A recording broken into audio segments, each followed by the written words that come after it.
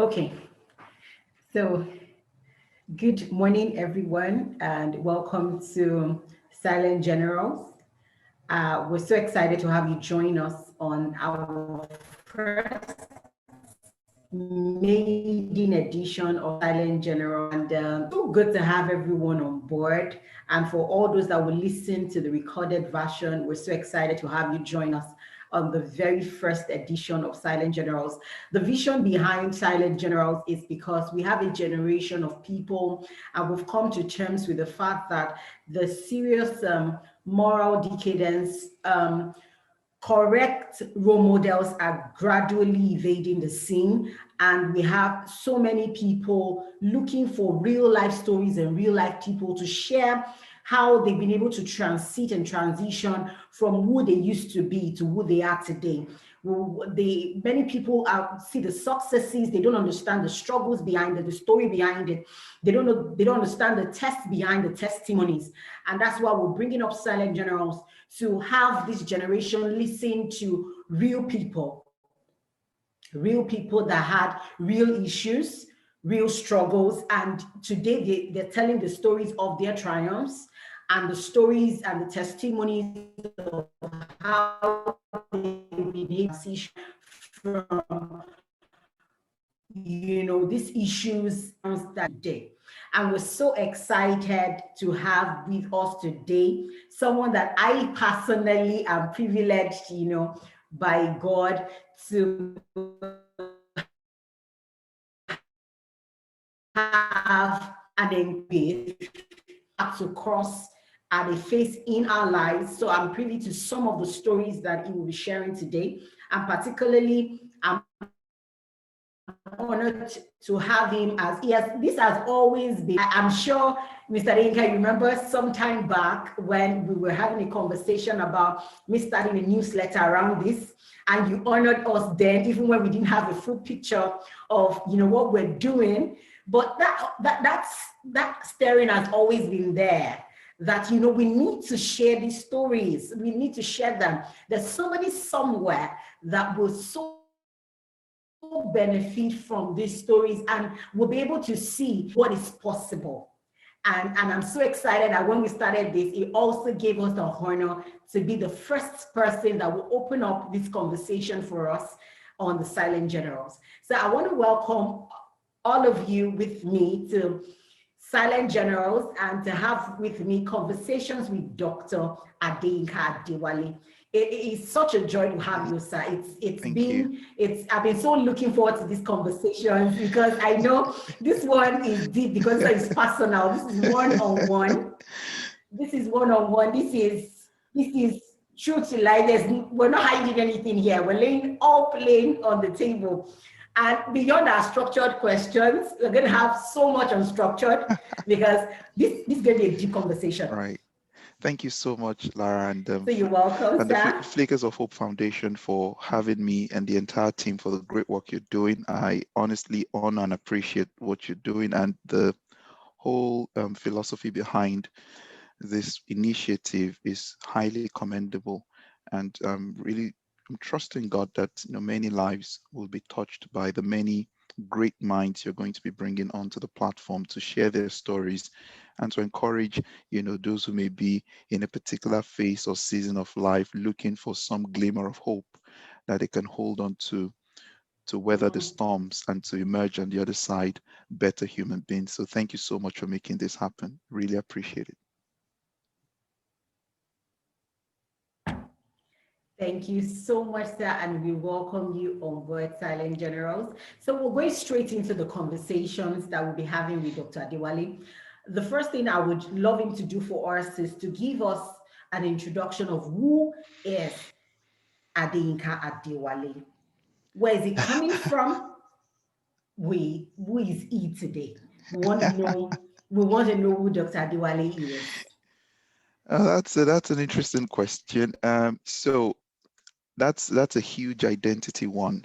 But I'll cover as many bits of my aspects of my life as I think might be encouraging to listeners. First of all, I'm a Christian. I'm a child of God by faith through grace in Christ Jesus. And I think that's important to me because that's the centerpiece of everything that I am and everything I would ever be. And that identity is the core of everything else that I am today. But beyond that, I I'm currently an academic, so I'm a lecturer at the Henley Business School, University of Reading. I belong to the Center for Entrepreneurship there, and I've been teaching, I've been lecturing there for about 5 years now. And also, I'm a social innovator, and that means that I take delight in solving social problems, crafting clever innovations around social problems and designing solutions for them. And I've been doing that for about maybe 15 years now since I was in university. But then that has resulted recently into me finding a platform we call the Africa Social Innovators Network, which is pretty much an innovation ecosystem, virtual innovation ecosystem that is supporting social innovators anywhere in the world doing stuff in Africa. So those two big blocks define me. But outside of those two, I'm also a professional coach, certified professional coach, and also a consultant. And I run a consultancy practice that embeds coaching, research, advisory, and training services. The name of that is called Trace Advisory. So in simple terms, I have those three, I would say, professional identity buckets. An academic, a researcher, I actively research and I publish. I'm a social innovator. I'm also an executive coach and consultant. I'm a Christian by faith, but then I'm also a father and a husband to um, a father to my daughter, amazing daughter, Imisi Olua, and my wife, Olua Bamike. So yeah, that's it about me. So in terms of where I've come from, that's an interesting one. It's been a long journey, if I must say. I was born in Ibadan, born and raised in Ibadan, spent the first 18 years of my life in Ibadan. I, I had my primary and secondary school education in there, and I um, crossed over to Lagos for my university education in 2002. A little bit more about my background family-wise. I was born into a polygamous family, and I grew up in a sort of a large blended family, I would say. And what that means is things a little bit, the structure is a bit different. So my dad had a first wife, and I had step siblings, about 5 of them. My mom had a first marriage that failed, but she came out of that marriage with 3 wonderful men, sons. And then my dad took those 3 sons on board, and then my mom had 3 of us for him. So you can say it's a bit of there's a lot of blendedness going on there. But I grew up with the 3 sons that my mom brought in from her first marriage, with my own siblings, and those were the ones that we kind of grew up together. So it was like having 6 boys in the household ish, growing up. And of course, we had the other side of the family, my step siblings, with whom we often, got in contact with during family gatherings or during long holidays and so on. They were much older than we are, but it was just that was just the way the family was structured. And we lived in Ibadan. My dad lived in Lagos primarily, but he would often come to Ibadan every weekend. So my dad was like a weekend dad. My father was a very present father. That I have to say, I give it to him. Running 2 families was in itself a difficult task, and managing the conflicts that come with that was huge. But he demonstrated commitment that I would always and forever honor, because had it not been for that commitment to us, his children, I don't think we'll be where we are today, because we hear loads of stories about people who even have one family, a nuclear family, and still can't manage it. But however, God gave that man the wisdom to do it, even though polygamy is a no-no. But however, God gave him the wisdom to do it. I will forever be grateful to God that I grew up under his tutelage as my father, because he was present. He instilled values in me that shaped me.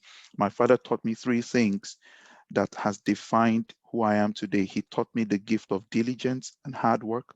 He taught me the gift of integrity, which I would always forever honor. And he taught me the gift of excellence.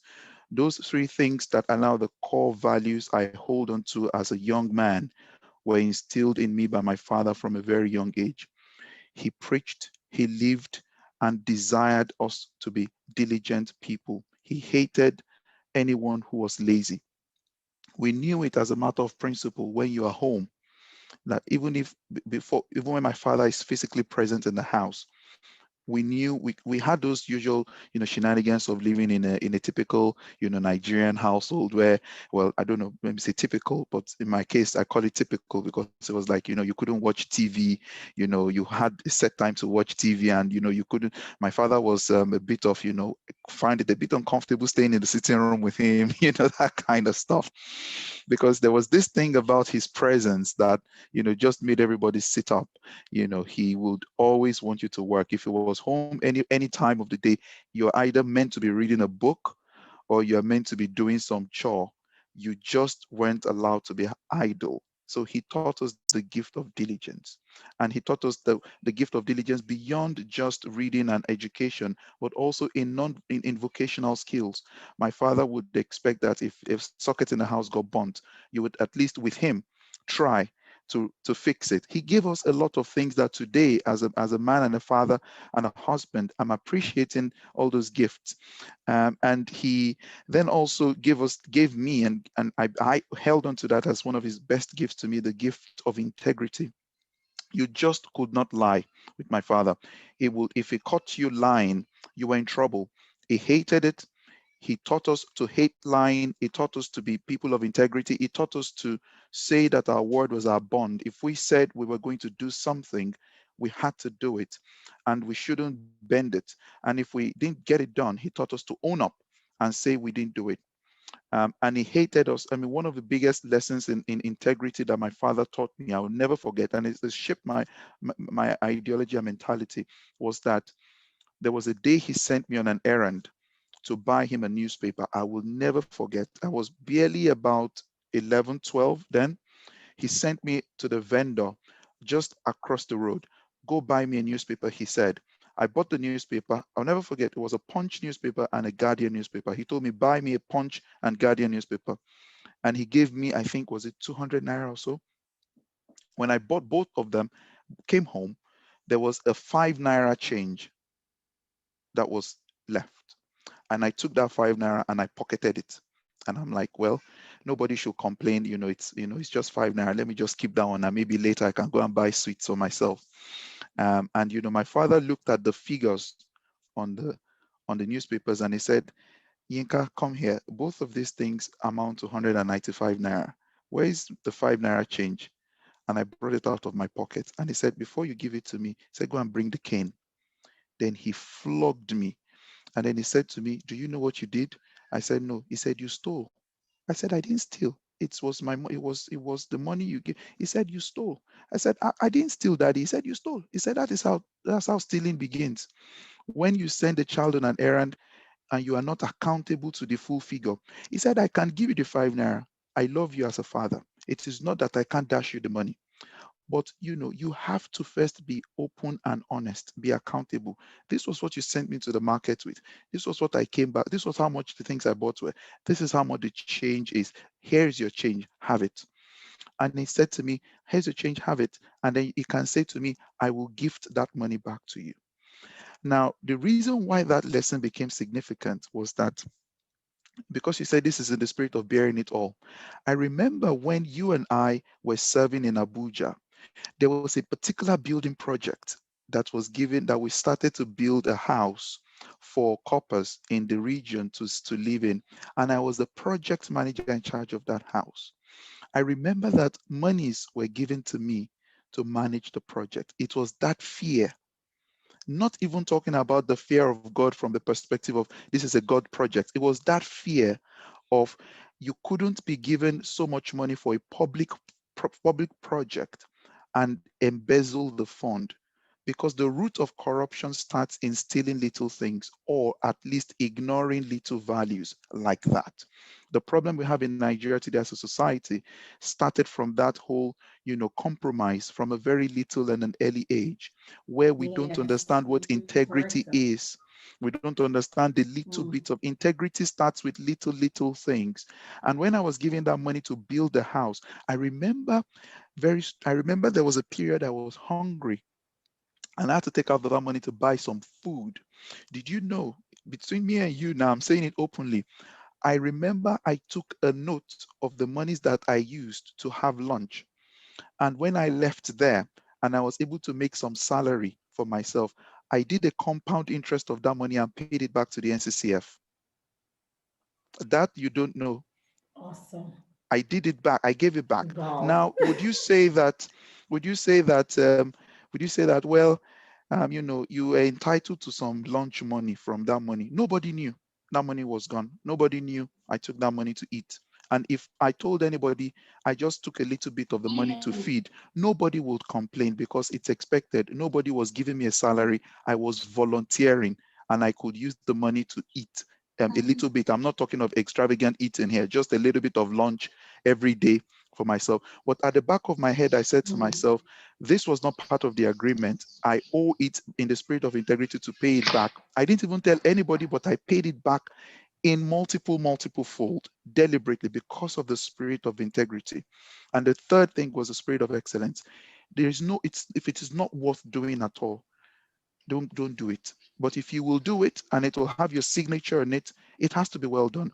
When God made us, he made us and put his signature on us. Whatever will carry your signature has to be with excellence. It has to define excellence. People have to see something and say, we see where it is coming from. So those three values were what defined me. And when I crossed over to Lagos for my higher education in 2002, those values followed me. And I started off at the University of Lagos. It was a difficult moment for me.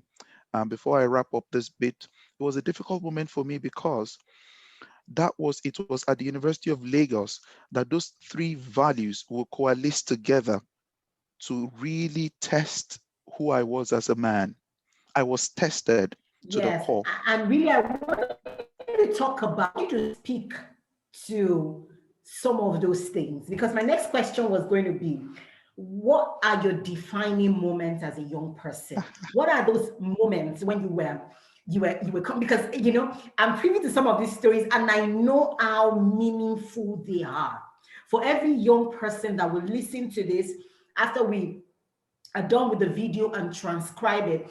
This is a meaningful conversation in the sense that if you will listen into some of these values, because one of the things we're big about in Flickers of Hope is values. If you can get the principal values that will help you as a young person, you will emerge victorious and triumphant. And that's why I want you to speak to those defining moments. You mentioned three values now. The value of integrity, the value of excellence. You mentioned duty, being hardworking, being diligent. Now, for me, those three values are critical, and I want to speak to those things as as a young person. How did that define your journey? Thanks, Lara. That's a great question. So, you know, in life, you have what we call the foundational phase of a man's life or of a person's life.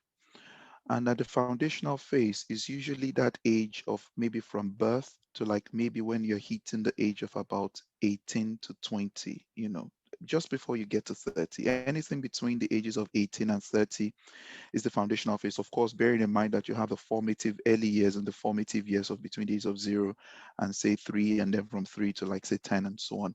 However, you want to cut the timeline. Whatever it is that is instilled in you then will form what we call your foundations. And as you grow older in life, as you get to start to experience life, life will start to put pressure on you to test whether those values and that foundation is strong enough to weather the storms of life. What often tends to happen is that where the foundation is faulty, those storms will expose and will often lead people down a very dangerous path. It is not that it is impossible to remedy the situation. In fact, the beauty of life is that there'll always be second, third, fourth, fifth, sixth, seventh chances. There'll be a lot of opportunities to rectify the wrongs. But the challenge that comes with them is that you want to make sure it becomes, the older you, the longer you leave it, the more expensive it becomes, because you are buying time that you're supposed to use to build on top of a foundation to rectify the fault in the foundation. Those who are used to building projects will understand the concept of underpinning, whereby you're trying to take that foundation to a more stable soil. It takes a lot of time. It's better to have built a solid foundation. So to your question around how those values defined, or how they helped, or how they shaped, how they defined me. I remember when I got to Lagos. Okay, so defining moments. Let me begin with the moment I discovered the value of diligence and excellence in it at its core. So here was I, primary school chap, not your very best student in class. I was floating somewhere, maybe in the middle of the park, or maybe top 10 on my very good day. Yeah, I was just there. And I remember I'll come home, show my parents the report card, and what you tend to hear is, who told you couldn't be, first? Who told you could be third, and all of that? I'll be like, just let me be, I'm just, coasting through life. My father he's late now. My father in his wisdom would often delight in giving or setting us tasks that were a little beyond our time. So if you're in primary 4, he will get you to start to do some things that were maybe a little bit ahead of you, just to say to you, you see all these things about maths or English, all these subjects, it is not rocket science. You can actually know it if you want to know. If you set your heart, you can know it. But I hated that with all my heart. I didn't want to do that. I just said, I'm at this level, give me something fit for my level. So one day he called me and he said to me, do you know Pythagoras theorem? And I laughed and I said, Pytha what? I don't know any Pythagoras theorem. And he was like, go and bring your book, let me show you. And he sat me down and then he showed me, and I found it very easy. I was like, oh, is that the Pythagoras theorem? Oh, pretty straightforward. I know this, I can do it. And it was as if that moment was a prophetic moment. I didn't know when it was going to really come back to me. So it taught me on a Saturday like this.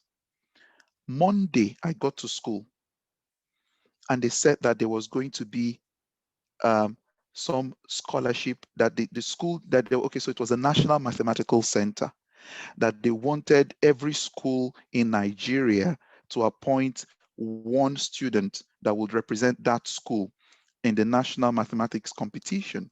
And that would mean that all those, whoever represents the school would then get to go to some venue that the state has appointed. At the state level, you will do a major maths exam or test, and then they would collate the winners from the state, and then they would choose maybe 2 winners from each state, something very, very serious like that. So I was in school and my class teacher walked into class and said, hi guys, there's any opportunity, the school needs to choose who would represent her in the national mathematics competition. It was an impromptu test. The school said, and we need to send the names tomorrow. So we're going to decide who is going today. So they said, okay, primary 6 students, primary 6A, B, and I think C or so. They said, let's get the names let's pick, I think they said they were going to pick 20 of us. So here, so as God will have it, I'm always floating top either 10, 11. So my name made it to the list somehow. And I somehow got in there. Guys, we walked into that, little test hall. They sat all 20 of us down and they put 10 questions on the board. And guess what? All 10 were Pythagoras theorem. I don't know how that happened. I always say, till tomorrow, did my father speak to the principal that was what was there a collusion that was what was going to happen? And these are what I call defining moments of God in a man's life. When God just deliberately trains you for something and you find you just happen into the situation that you've been purposely trained for, and you just deploy the skill and people begin to wonder, where did this person come from? I wasn't the best mathematician in my school at that time. I wasn't even close to being the best, but I was trained in a specific topic. I deployed that knowledge. And then guess what? I left the exam hall in 15 minutes. People said I had failed. And you can imagine, people laughed. They said I had failed. And I left. The results came out. I got 100% because I knew Pythagoras theorem. The best students in mathematics didn't Yeah. pass. They all failed it. And so I was the sole representative of the school. I remember getting home that day, calling my father on the phone, and I said, we used to have this landline phones then, those dial-in telephones. He called in, and I said to him, I said, Daddy, you can't imagine what happened today. This is the situation. And then my father looked at me over the phone. He said to me, he said, now that you are the only person they have chosen, this is not only Pythagoras theorem they're asking that test. You You better don't had go to that test and let yourself down. I was like, good Lord.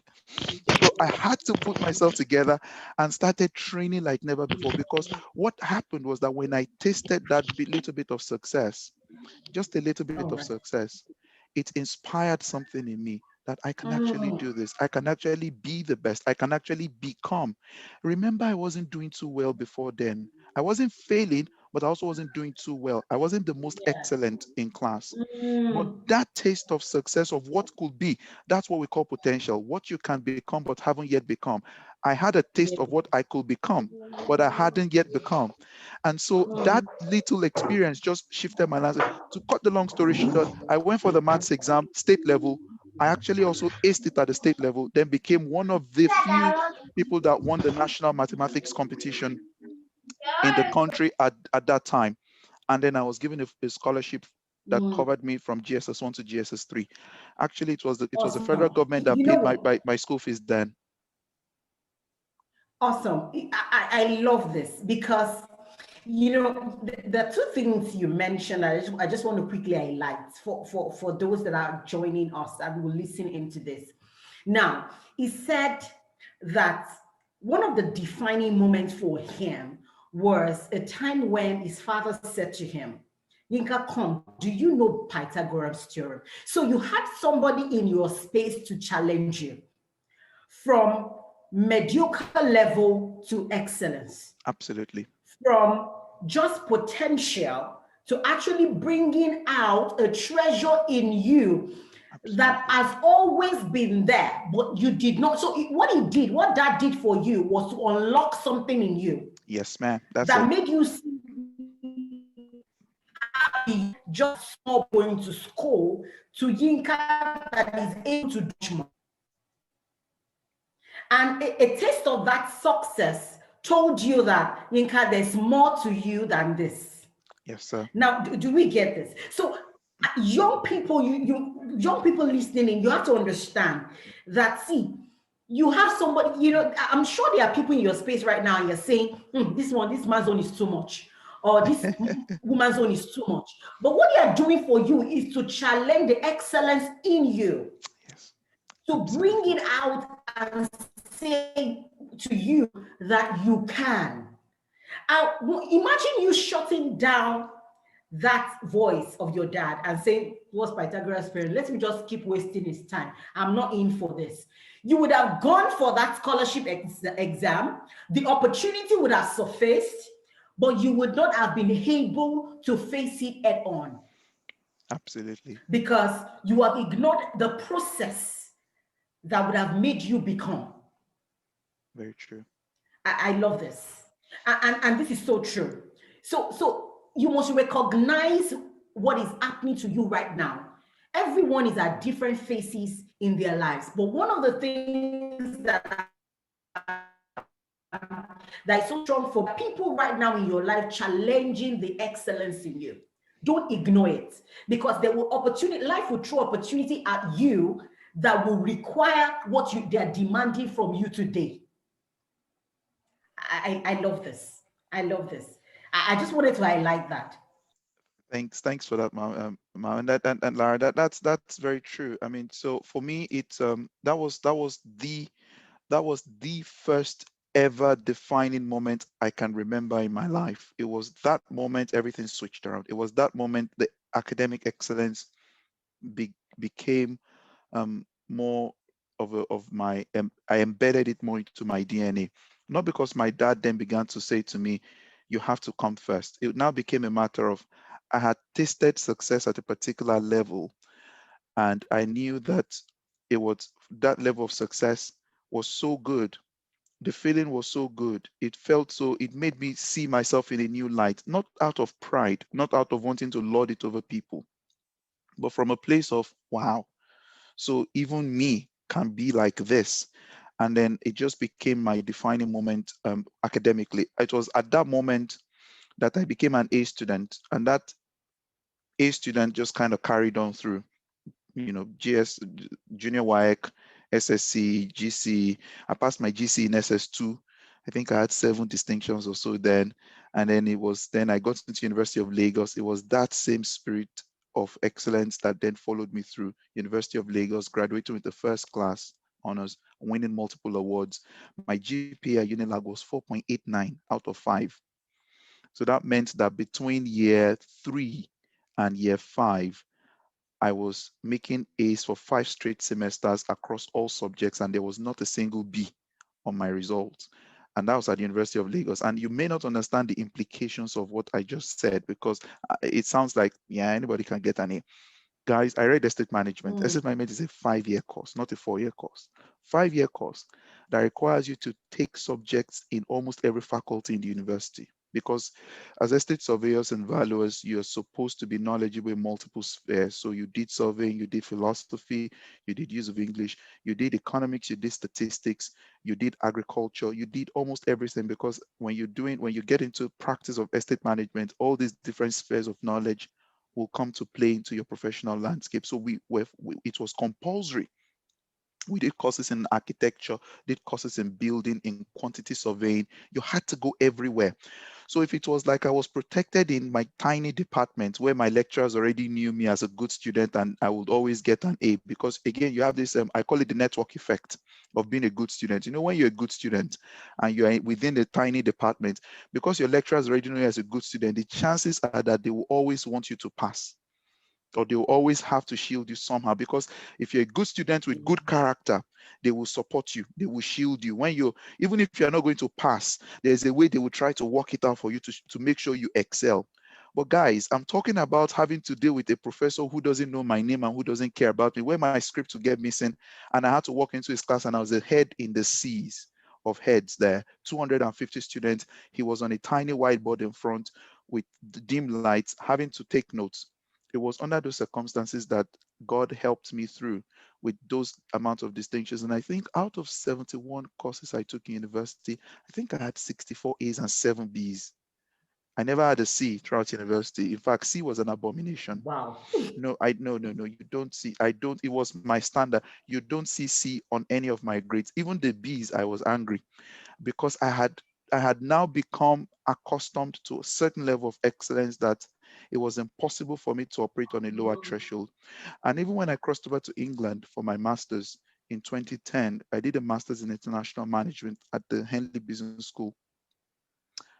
The system was so different, and I had 9 months to pass and do well, that it took me the first 3 months to learn this new system I had found myself in, because what brought you here won't take you there. Maybe someone needs to hear that again. What brought you here won't take you Yeah. there. So what I came with from University of Lagos as a local champion. And I say this because I saw many people fall along the way. People who had first class coming from Nigeria, they got into the British system here. And the British system was demanding critical analysis. In Nigeria, we were taught to cram and drop, very little analytical engagement. Then you walk into a system that says, what is your opinion of what you've just read? And you're like, what do you mean my opinion? My teacher taught me and I've told you what my teacher. No. If you say what your teacher told you, you're going to get a C or a D or even fail.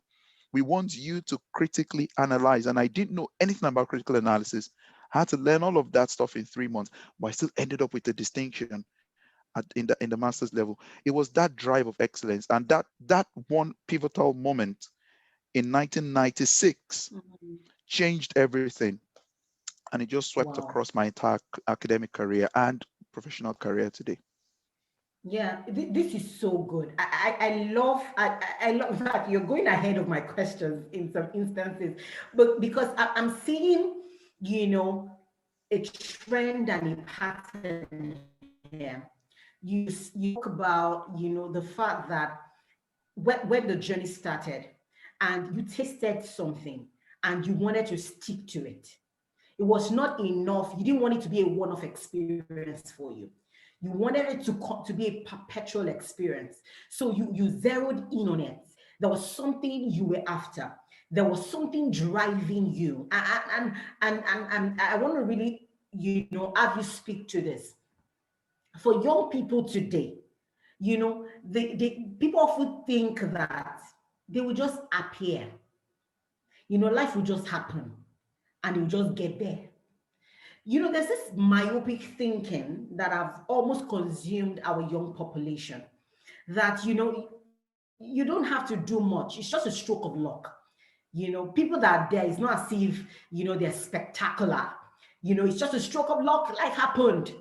Is it true? I want you to speak because, sometimes when, we're connecting with younger people and we're speaking to them about certain values that must drive them, they look as if you're talking too much.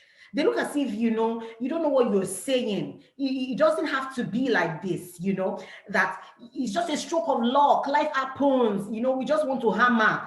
Let's just make it. Once you can have money, that's it. I want to speak to this issue. Wow, thanks for that. I mean, whoever is listening to this, no great person fell out of the skies. In fact, as the great good old saying goes, success happens when preparation meets opportunity. You can't make that equation imbalance by removing the place of preparation.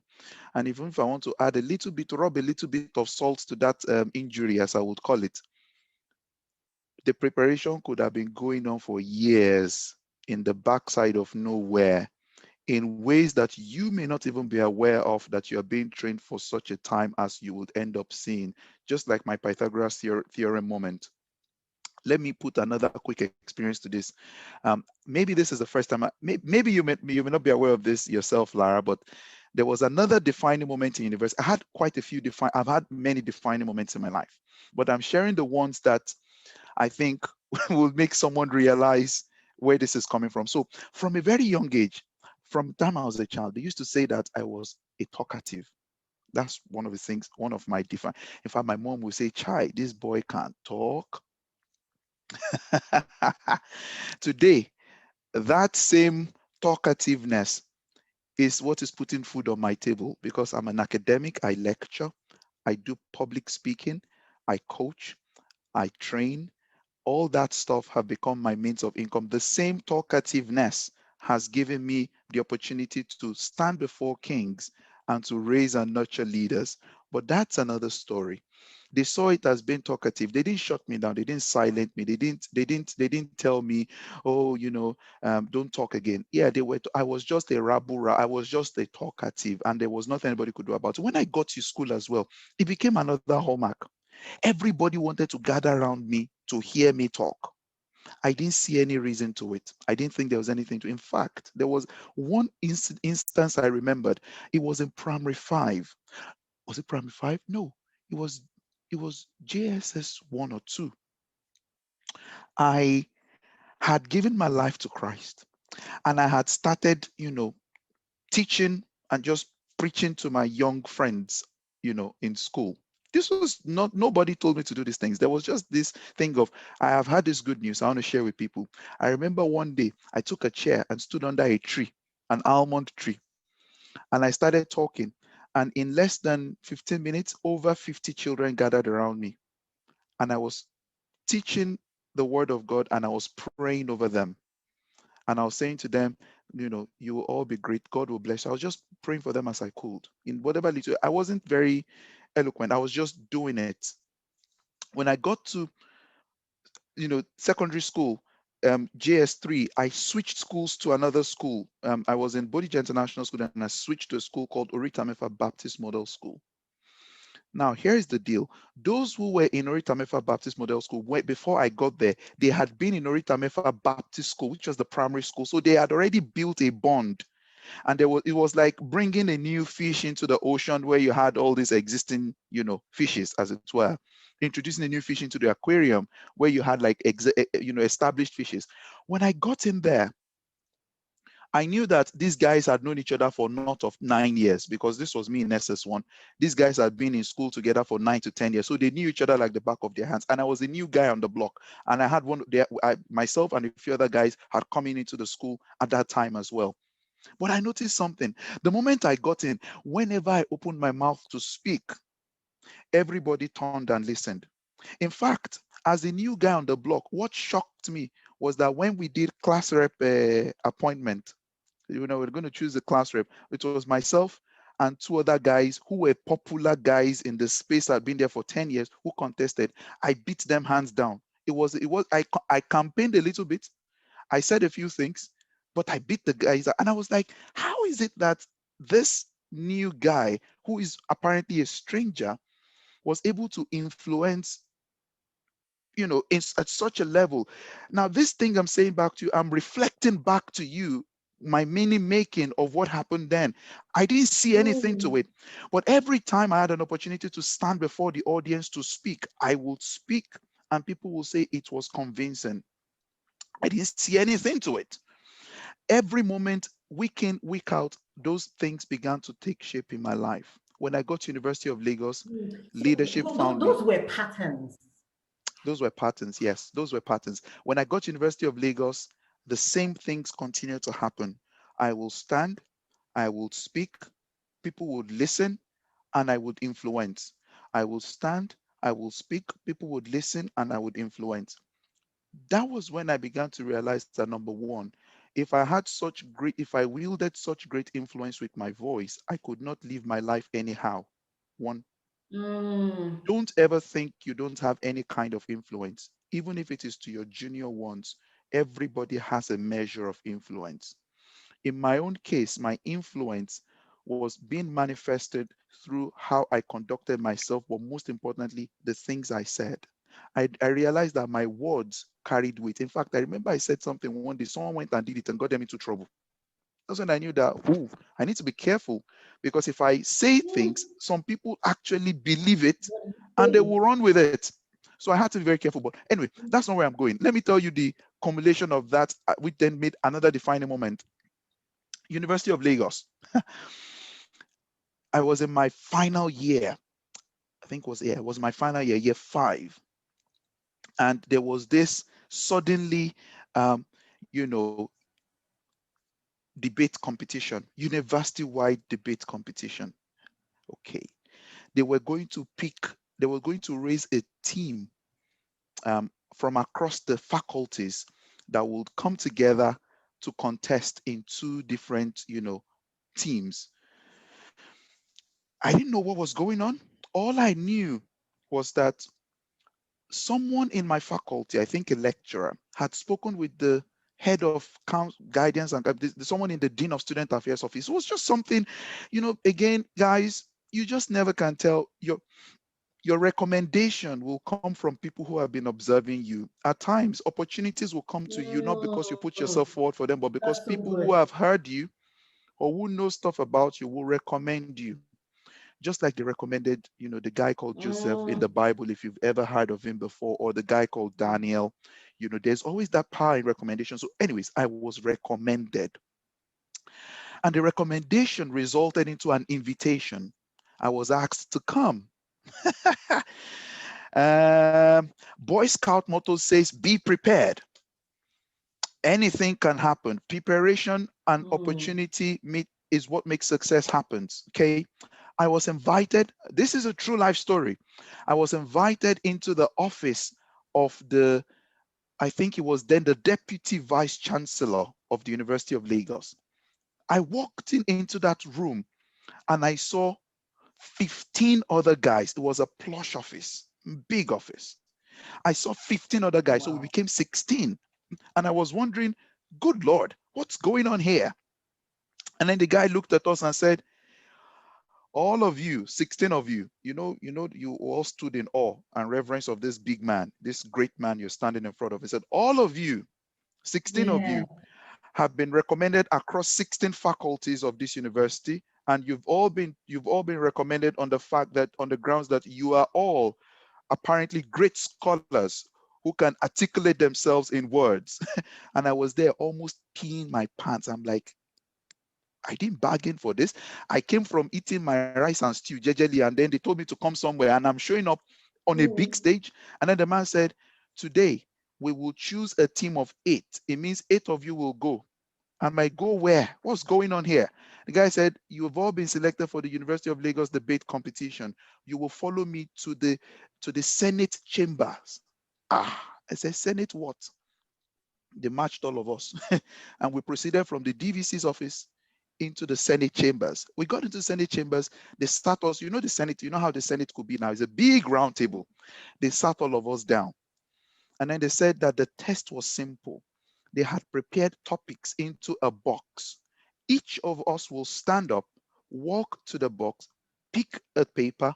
Whatever topic you pick, you will speak impromptu for 3 minutes and make an argument for or against that thing in the paper. I nearly fell off the chair. I said, they've killed me. You say your father's people from the village have started chasing because this one, is this not disgrace? How could, who brought me here? Who told them, who mentioned my name? These were the questions in my life. Who is doing this to me? Because this is not fair. No time to prepare, nothing. When it was my turn, I went up, picked up that thing, and like someone who had been skilled in the desert, I opened my mouth and spoke for 3 minutes. Everybody was looking at me like this. When I finished, the DVC said, we've heard you all. He said, young man, that was me. You're definitely going through. I'm like, oh, I made the final 8. And then that's how 8 of us came to be. And then they split the team. Now watch the split of the team. They split the team. I was the head of my team. That was what they said. They said, you are the head of your team because you performed the best. You are the head of your team. Who did they put in my team? A lady from pharmacy, a lady from maybe medicine, and one lady from some other subject. The subject where I'm going at is that I read estate management. I was reading estate management. So we're not your kind of typical, courses that required a lot of talking or articulation. On the other team, we had the best student from mass communication, who probably had a radio show. We had one of the most eloquent student union executives, who was always known to be an activist. We had one of the best students in law, who was there, and they had one other person on their team. So there was that team of 4 that had professions that required eloquence versus my own team of 4 that we didn't know where we were coming from: medicine, pharmacy, estate management, and all of that. And that's how they said we should go and prepare. I prepared on the day of the debate. On the day of the debate, televised live on the school's radio station. I remember, and I'll never forget this. I stood up. I told my team, I said, one of the forces that will demonstrate unity here is that we all wear the same color. So we wore the same color, blue shirt. I'll never forget this. I will never forget this. Navy blue shirt, navy blue tie, black suit. I told the girls, blue shirt. And another, funny thing, everything I wore, I borrowed. Don't ask me. I borrowed it because I didn't have it. I was one that said the blue shirt, but I didn't have it. So I went and borrowed. So I borrowed the shirt and everything else that I wore. The only thing I didn't borrow was the shoe, and we walked into that place. And I remember there was the panel of judges made up of eminent professors, including, I will never forget this man, Professor Ralph Akinfeleye, who was then the head of mass comm at the University of Lagos. He was the head of the panel. And the man was such an eloquent speaker. He had a radio voice, a baritone radio voice. And I stood up, and he said, as the first speaker, the topic was university autonomy. Is it a plus or a gain? Is it a gain or a deficit to university systems? And I had done research. I had worked with my team. I spoke. The guy on the other team, who was the head and the champion in mass comm, I'll never forget his name, is a blind chap, walked up to the stage. The hall was packed full, 350 students. When they called him up, the whole hall went agog. This guy went on the mic and spoke with such eloquence that I nearly sank with my own Ibadan accent versus this guy's polished accent. I didn't know what was going to happen. So the guy he spoke, and I felt like the world had come to an end. Hold on, Mama. And the reason why I'm saying all those details is because You will get to seasons of your life where it will look as if everybody else is better than you, but you don't know what it is you're emanating out of you that people are picking up on. Because when your skill will speak for you, your That's skill so will not good. speak your local language. Your skill will not speak your local language. Skill has one language, excellence. Not your Ibadan accent, not Oh, your it's so Ijebu good. accent. Skill Yes. has one language. The language is excellence. So before you beat yourself down and say, I was talking with my Ibadan accent, or I was talking about, what people are hearing is not your accent. They are seeing the excellence. They're seeing logic. They're hearing things beyond your accent. That's why great people with their accent still stand before kings. Nobody cares about their accent because the content they carry supersedes the accent in their English. So that's why you don't need to form American or form British. Just be yourself. Excellence has one language. Skill has one language. Excellence. When this guy spoke, he was the most eloquent across board. In fact, I will never forget this. When the guy left and the second speaker was meant to support me went on stage, she lost her train of thought and couldn't speak. She froze on stage. She froze, literally froze on stage. She came back to the seat beside us and she was crying. She said, I've let you guys down. I had to start comforting her. I said, you haven't let us down. I said, what happened happened. You froze, you froze. You couldn't deliver. It's okay, my dear. At the end of it all, in the wisdom of God, they said something. They said, now we will ask for 3 minutes for each lead speaker to come in and fine-tune everything else that guys, I always say this to you, there will always be a moment of restitution. There are some opportunities that come and go, but there will always be a second chance. When you have a second chance, you better grab it with your hands and legs and everything else that you have on you. Just grab it. So when they gave me 3 minutes, just lock it in. when they gave me 3 minutes, I will never forget this. The lady who had failed to deliver tapped me. I will never forget this. These are moments I would never forget. She held my hand. I would never forget. And she said to me, she said, Adeyinka, it's now in your hands. Kai. I said, this is what you call the weight of leadership. So I stood up, walked to the podium. What I was going to do came to me as I walked to the podium, and the strategy was clear. I was listening to my opponents. I had written their central arguments, and I went on stage and I used facts to dismantle all their key points. I dismantled it. And I looked at the professors on stage and I said, do you not agree that if we go down the path that these gentlemen have proposed, it will lead us into the calamity of your brilliance being locked up? Those were my phrases to them. And they looked at me and said, yes, we agree with you. The tipping point of it all, guys, we won that debate. Bottom line, that was the day I realized that the firepower to win is not necessarily in how good the entire team is. Your excellence, when it is time for you to find expression, it will give you the platform. In fact, excellence will trump all those other things you are putting your eyes on. So be good at what you do. But hey, I didn't get to that point by accident. I told you it started from home when I was a babbling child and they said I was talkative. So when I started talking in primary school and people were saying to me, you're a talkative.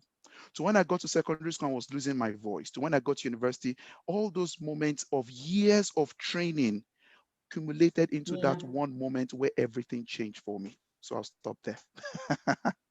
Well, this is so good. This is so good. I'm sure parents are listening in, young people are also listening in, and you're getting light. Something you drummed in our ears that I want to just reinforce is that, see, the sound or the voice of skill is excellence. That's the language. It's not enough. See, your family background irrespective.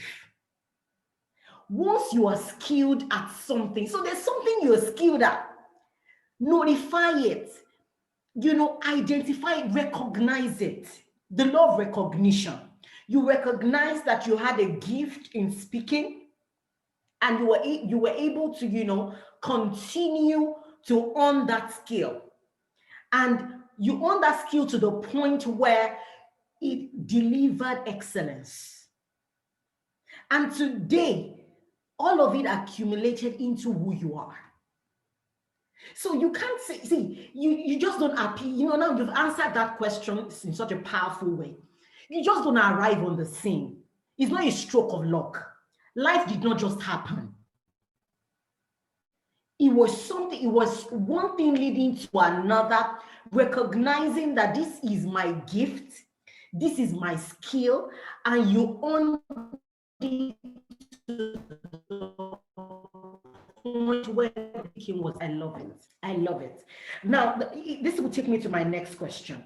Many people, especially young people, blame so many things. Some people say it's because of the family I was born into. I'm sure you've heard songs in Nigeria these days. They will say that they wish Dangote was their father. They wish that Otedola was their uncle.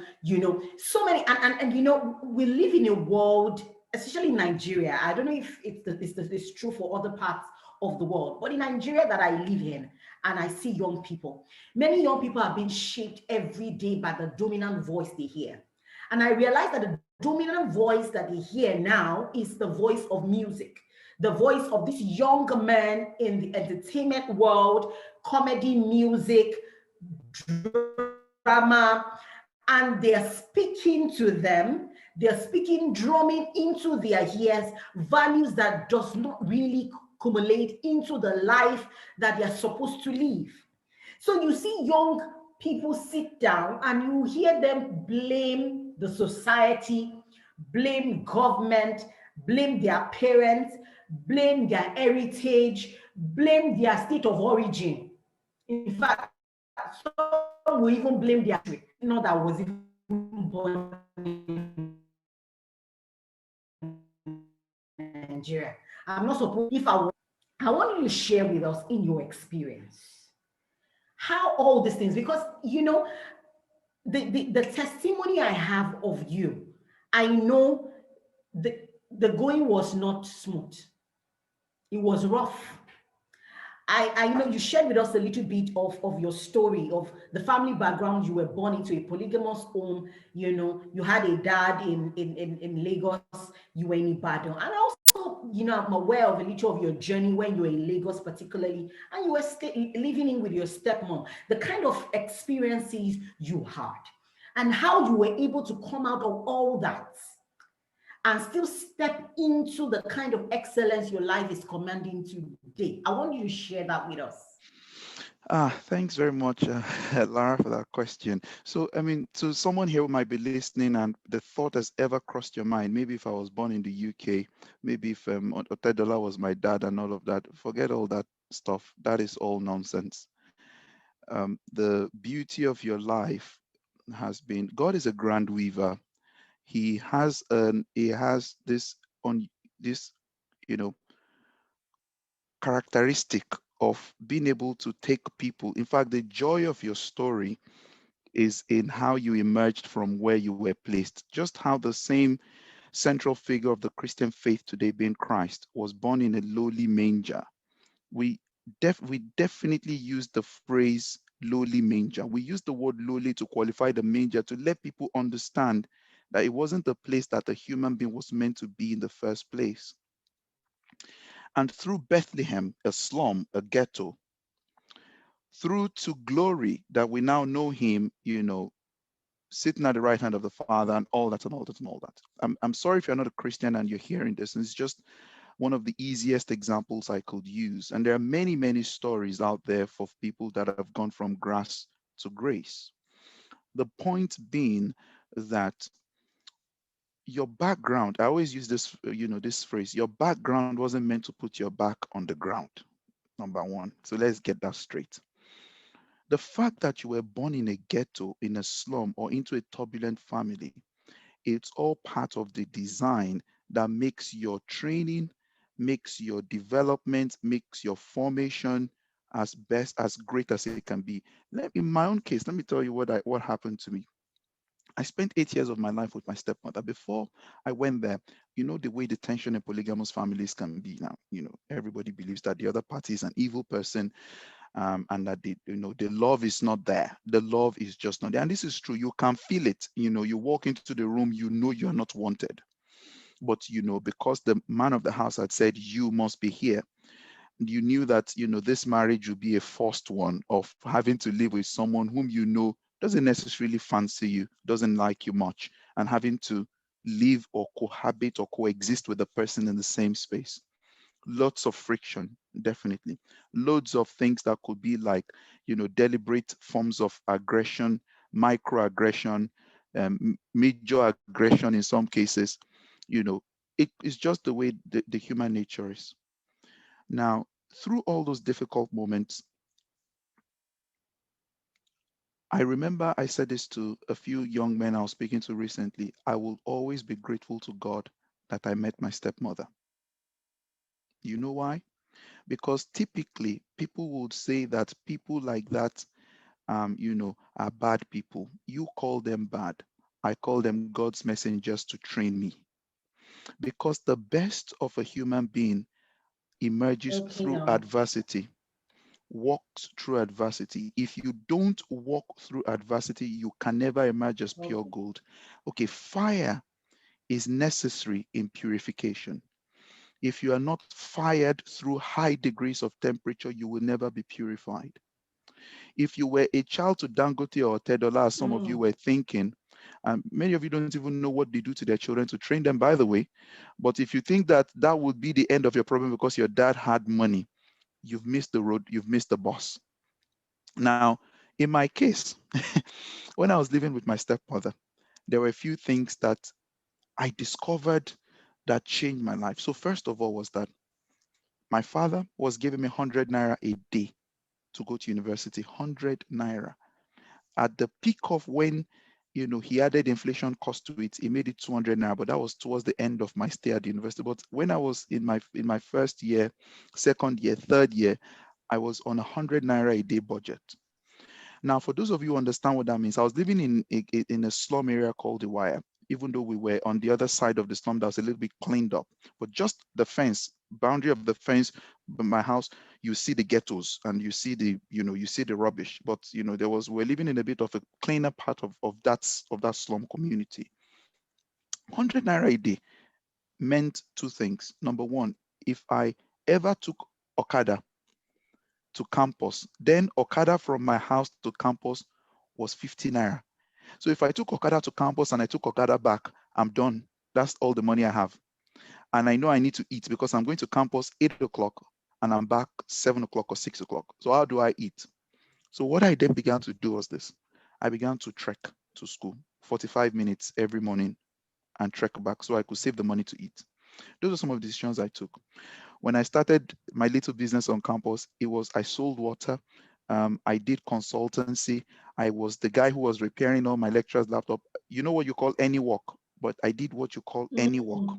I did any work on campus because the fact that I had limited resources brought out the entrepreneur in me, and I had to step up the gas and had to do things. And I learned through that process.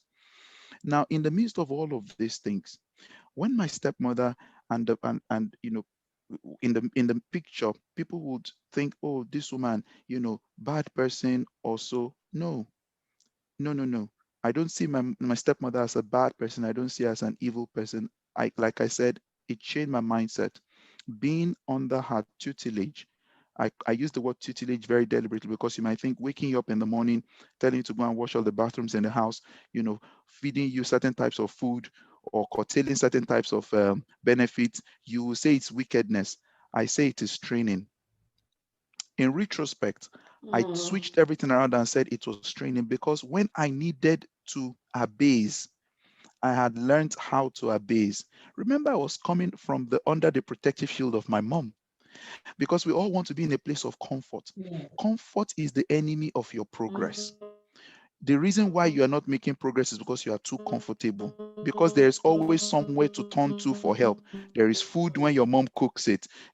So when I came now, Mama Lara, and I think I say Mama Lara because she was the mama and where we served in SCCF, and thankfully we have the president of during our time, Brother Simon Peter Olga on the call as well, who is joining. So thank you so much, sir, Yeah. for coming across. It's really a pleasure to have you. We all worked together, and you knew what the conditions were in the family house, as we'll call it, where we all lived.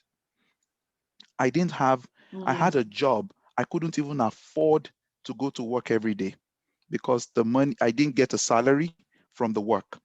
And those who were close to me knew that I was working in an estate firm. I couldn't even rent or sell a single property throughout my stay. 1 year working for a company, I didn't bring one penny into that company. The CEO of that company, who still called me 2 days ago, by the way, we're still very close friends. he would always say that he enjoyed having me, even though I didn't sell one thing. So can I turn that into another learning moment? At times, the value people will get from you is not in what you're bringing to the table financially, but how your personhood and your character brings value to that organization. There is always going to be more than one ways of adding value to an organization. One way is if you sold things, but another way you can add value is to be resourceful, to be useful, to be Mm. valuable, to be a Yeah. good employee. Those are other types of value that even though you are only able to bring 100 million or 100 million or 1 million or 200,000 to the table, they will still recognize you. I remember my boss throughout my stay in Abuja then. We were living in Yanya, Maraba then. At that point, there were 3 occasions he visited that he gave me, I think, 20 or 30,000 naira just out of his pocket to say, boy, I just want to encourage you. I will never forget. Now he's written a book. He's asking me to help him read the book and edit it. We hold each other to very high esteem. That was something that happened between me and my boss. But that's another benefit of having the foundations of diligence, excellence, and integrity. Now, when we lived in Maraba, Mm. remember that we were on an alawi, as we call it, allowance of 9,000 naira. Remember, it was 9,700. Yeah. Remember, we paid 3,000 naira to the family house as sort of a mini rent, which was then also like what you used to get money, food, which was all fantastic things. I mean, Yes. it was amazing. 9,700 naira, yes, 9,700 naira. So I had 6,000 naira left for the rest of the week. And transport from Maraba to city center, as we call it, I think was 200 naira or something funny. Or I think it was 200 or yeah, something Yes. like that. If you do 200 times 2, 400, and multiply that by 20, that's 8,000. So meaning if I went to work every day for the month, I was in red. In fact, from transport alone, we've not added feeding and everything. Money is So exhausted. I was living a very minimalist life. It was the training I had with my stepmother that made me survive orientation camp and life after camp. So that woman was a blessing to me because Mm. then we thought that, okay, stepmother, they'll always want to hold you down and all of Mm. that. But the other side of it is this, guys, that God has a deliberate training plan for you and I because of where he sees you going. The training you get in this season Okay. is useful in the next season. He trained me in Pythagoras theorem, I did the Mm. test. He trained me in speaking, I went on to become a debate champion. He trained me in the lessons and hardship of life. I went into Abuja to survive because he knew that he was going to instill spiritual values in me that I needed when I was coming to the UK, because I came to the UK after service. He knew that if I did not have my 1 year of wilderness with great men like Pastor Simon Peter, with yourself, who taught me spiritual things, in whom and through whom I began to understand spiritual principles. The first time I had a person prophesy was when I was in camp, and I had you guys praying, and you guys were speaking and saying something. I was like, oh boy. He said, what is this? What's going on here? I've never, what is it? What's that? Prophesy. What's that? And I had to learn spiritual things. It was because God knew that he was bringing me to a country that was spiritually Mm. cold. I needed a 1 year boot camp in spiritual principles that was going to keep me, Mm. sustain me when I came abroad. Every season of life that was to come, God had the previous season to The train for it, preparation. Oh, okay. to prepare for it. Sorry, Mr. One. Let me just pause you a bit there. Now I want us to understand it. Now you're hearing something. Please, let's not miss out, because he's using stories to define for us, the principles behind it. Now, he said, instead of blaming, have a correct perception concerning your season. Now, he saw the time he was with his father getting 100 naira as an undergraduate. I don't know how many people can survive that. 100 naira as an undergraduate to school, to the university, and back to the house as not punishment, but a season to learn how to be a base. Do you understand it? So until you have the correct perception now about your season, you won't be able to maximize that season and get the requisite preparation that season has to offer. So that's what I'm getting from this. So all the preparations of his different seasons became relevant for the opportunities that will open up to him in the future. And he was able to use the preparation to lock into those seasons, and he had success. So success did not happen to him blaming systems and structures, blaming family structure, blaming why did my father marry 2 wives? Why do I have to take her to school? Why do I have to work in a place where I'm not paid? But rather he came into the season to understand, what am I being prepared for? What are the principles and the skills I must learn now in this season that I must take along? So I'm not exiting the season ignorant of what I'm getting from the season. So I'm in that season to get something. I'm not leaving the season empty. I'm getting into that season, drawing out, milking out everything that is relevant for my journey in this season.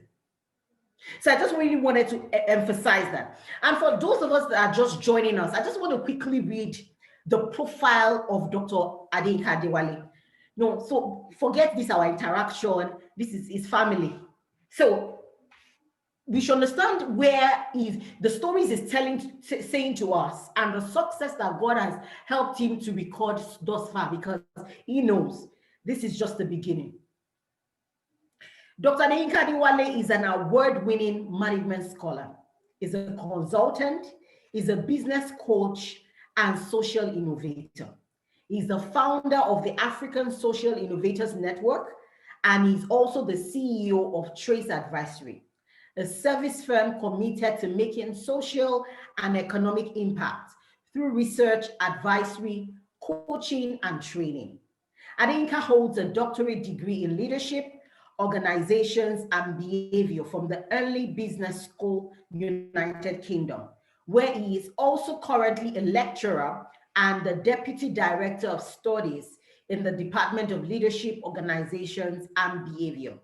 He regularly facilitates seminars on leadership, entrepreneurship, and business ethics with government and business organizations globally. He is also a published author and reviewer for reputable management journals and leading textbook publishers. Adeyinka also serves on the board of fast-growing startups in Africa across different industries.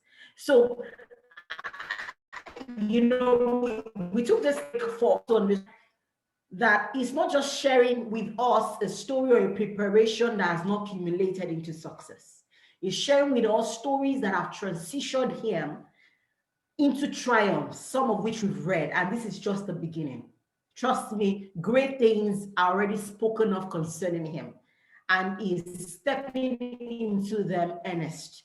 So when we hear this, understand the which is, because these are proven principles that he himself has seen work in his life, and the kind of result he's getting as a young person, and how this journey all started. That's why we're here, for real conversations. So we're sharing with you real stories, real struggles, and real triumphs, so that you understand that, you know, it did not all just start smooth. It started with 100 naira every day to go to school.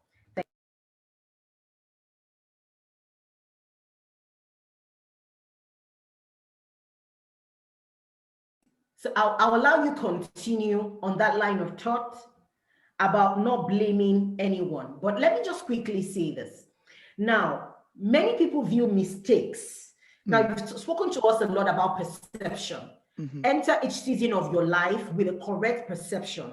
mm-hmm, You didn't see your stepmother as being wicked, you saw her as a tutor mm. of that season of your life.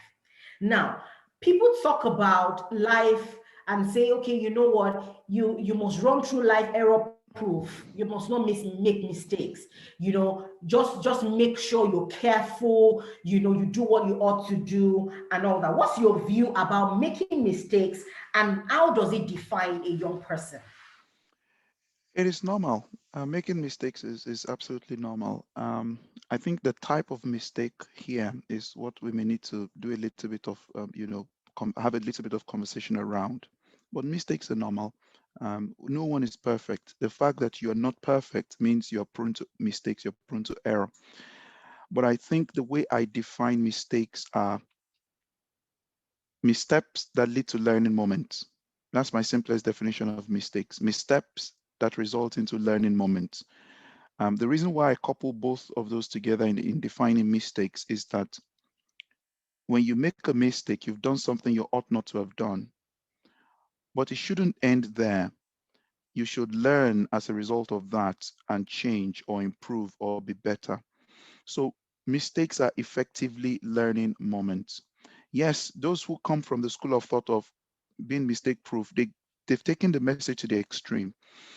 But where they're coming from, to give it a little bit of balance, is that there are certain mistakes that are avoidable if I am open to learning from the lives of other people. There are avoidable mistakes. The ones that I find, say appalling are the ones that are avoidable. So let me give a good example of an avoidable mistake. So in my family, I had uncles who took to drinking and smoking very early on. I saw that it was their way of, enjoying life. But then I realized that it cut their lives short. They didn't live to fulfill potential. They died, you know, pretty much in states that I would never even desire for an enemy. The smoking resulted into things, the drinking resulted into diabetes, all sorts of things. It was terrible, terrible, terrible things. The question is this: if you had the model of a life who had practiced a principle that resulted into an undesired end, isn't it madness for you to repeat the same principle, hoping you'll get a different result? And I chose the word madness deliberately there because it is foolishness to see how a life has ended. And you see that obviously this is destruction, this is perdition. And you still choose the lifestyle and the principles and practice the same principles that resulted into that destruction. Those ones are the ones I call avoidable mistakes. Avoidable. Avoidable mistakes. Why? Because you have seen someone else do it and you've seen how it resulted to them. But let me put a balance to what I just said. You said something earlier, Lara, that I think is important. The most powerful way to ingrain an ideology in the minds of any human being is through the power of visible modeling. What you see, you become. What you see, you become until, I have to put an until. What you see, you become until you create an alternative reality that you want to see that could change or alter the pattern that you're seeing. What you see, you become. So it's easy for you to replicate mistakes in the lives of other people because you have not interrogated the assumptions of that mistake and then challenged yourself to create an alternative. So let me give a good example because you spoke about blaming the system. I'll give you a good example of this. You had a father who was a drunkard who beat up your mom. Let me say this to you. If you're a person in this, listening to this, if your dad was a drunkard who was a womanizer who beat up their mom, the chances are very high that you also be a drunkard and a womanizer because that's the reality you've been used to. That dysfunction has become your new normal because you grew up seeing Mm. it every day and it has become an ingrained in your system as the way things ought to be. Your life will follow that pattern because that's what you have seen and that's all you have known. And so when you begin to replicate that pattern of lifestyle, you are walking in the footsteps of someone whose life has showed you what it is. So regardless of what the outcome is, you are going into that pattern because it is the only thing you know, but it may not be the right thing. Mm. The only thing you know may not be the right thing. So what do I mean by that? Therefore, you need to find a way to challenge things and create what I call alternate realities for yourself. Alternate realities are now at the point where you're saying to yourself, okay, hang on, people. My father drank, beat my mommy up, slept with other women. I'm now in school. I realize I love drinking and I love womanizing. Am I not repeating what my father did? Am I not towing the pathway of this pattern, this life? Then at that point, when you get to a point where you are angry enough to seek an alternate reality, to find another pathway that challenges that life pattern, debunks it, and gives you something else to begin to look at. This is where the place of role model comes in. This is where the place of an encounter with God comes in. This is where a place of reading books comes in. And you begin to challenge your reality and begin to say, what my father did doesn't have to be my reality. It's at that point you deviate from the path of avoidable mistakes and you begin to walk into a path that will begin to help you. Now, that on one hand is what I call avoidable mistakes. Now, there are mistakes you make. I call them stumbling errors because you are walking in a path that no one has walked before in your life or around you. You stumble Yeah. over things because there is no light, there is insufficient light. Light here could be knowledge, insight, revelation to guide you through the path. You stumble, but when you stumble, you pick up yourself and keep moving. And what then becomes your learning moment is when you're walking on this path, there is a ditch here, there is a pothole here, there is a trap here. You're stumbling through it. Now, the beauty of that is because you have walked that path and you have stumbled, you can become the light in the life of another person. And that's where we have the role of mentoring, men going on a Yeah. tour, because you have walked the path Mm. and you are taking them on the same tour. So you become a tour guide. Mentors are tour guides, walking people through a path that they have been through. And they are saying to you, this is this landmark here, and that is that portal there, and that is that problem there. Now, those mistakes you make that you learn for yourself, you can see they are mistakes you can recover from. Why? Because you are on a journey to a destination and you only stumbled and fell and made those mistakes along the way. What you shouldn't do, whether you are making repeating avoidable mistakes or making stumbling mistakes, is to allow mistakes to define your person. Find you. Okay. You are not a mistake. You are not a mistake. The challenge with mistakes is that once we make them, we superimpose the consequence on our identity and label ourselves as the mistake. The Okay. activity failed. Mm. You did not fail. In fact, you are yet Mm. to fail in life. The only point where you fail in life is the point where you die and you didn't fulfill anything. But as long as you are breathing this air, you are not yet a failure. You may be towing the path of failure, but you can be snatched out of the path of failure by doing things differently, by Yes. creating your own alternate reality, by seeking dimensions of knowledge, insight, wisdom, and experiences that could change your trajectory. Okay, so please don't make yourself an error. And let me also, I just as just speaking, an example just came to my mind. 18-year-old girl, 15-year-old girl, you got pregnant.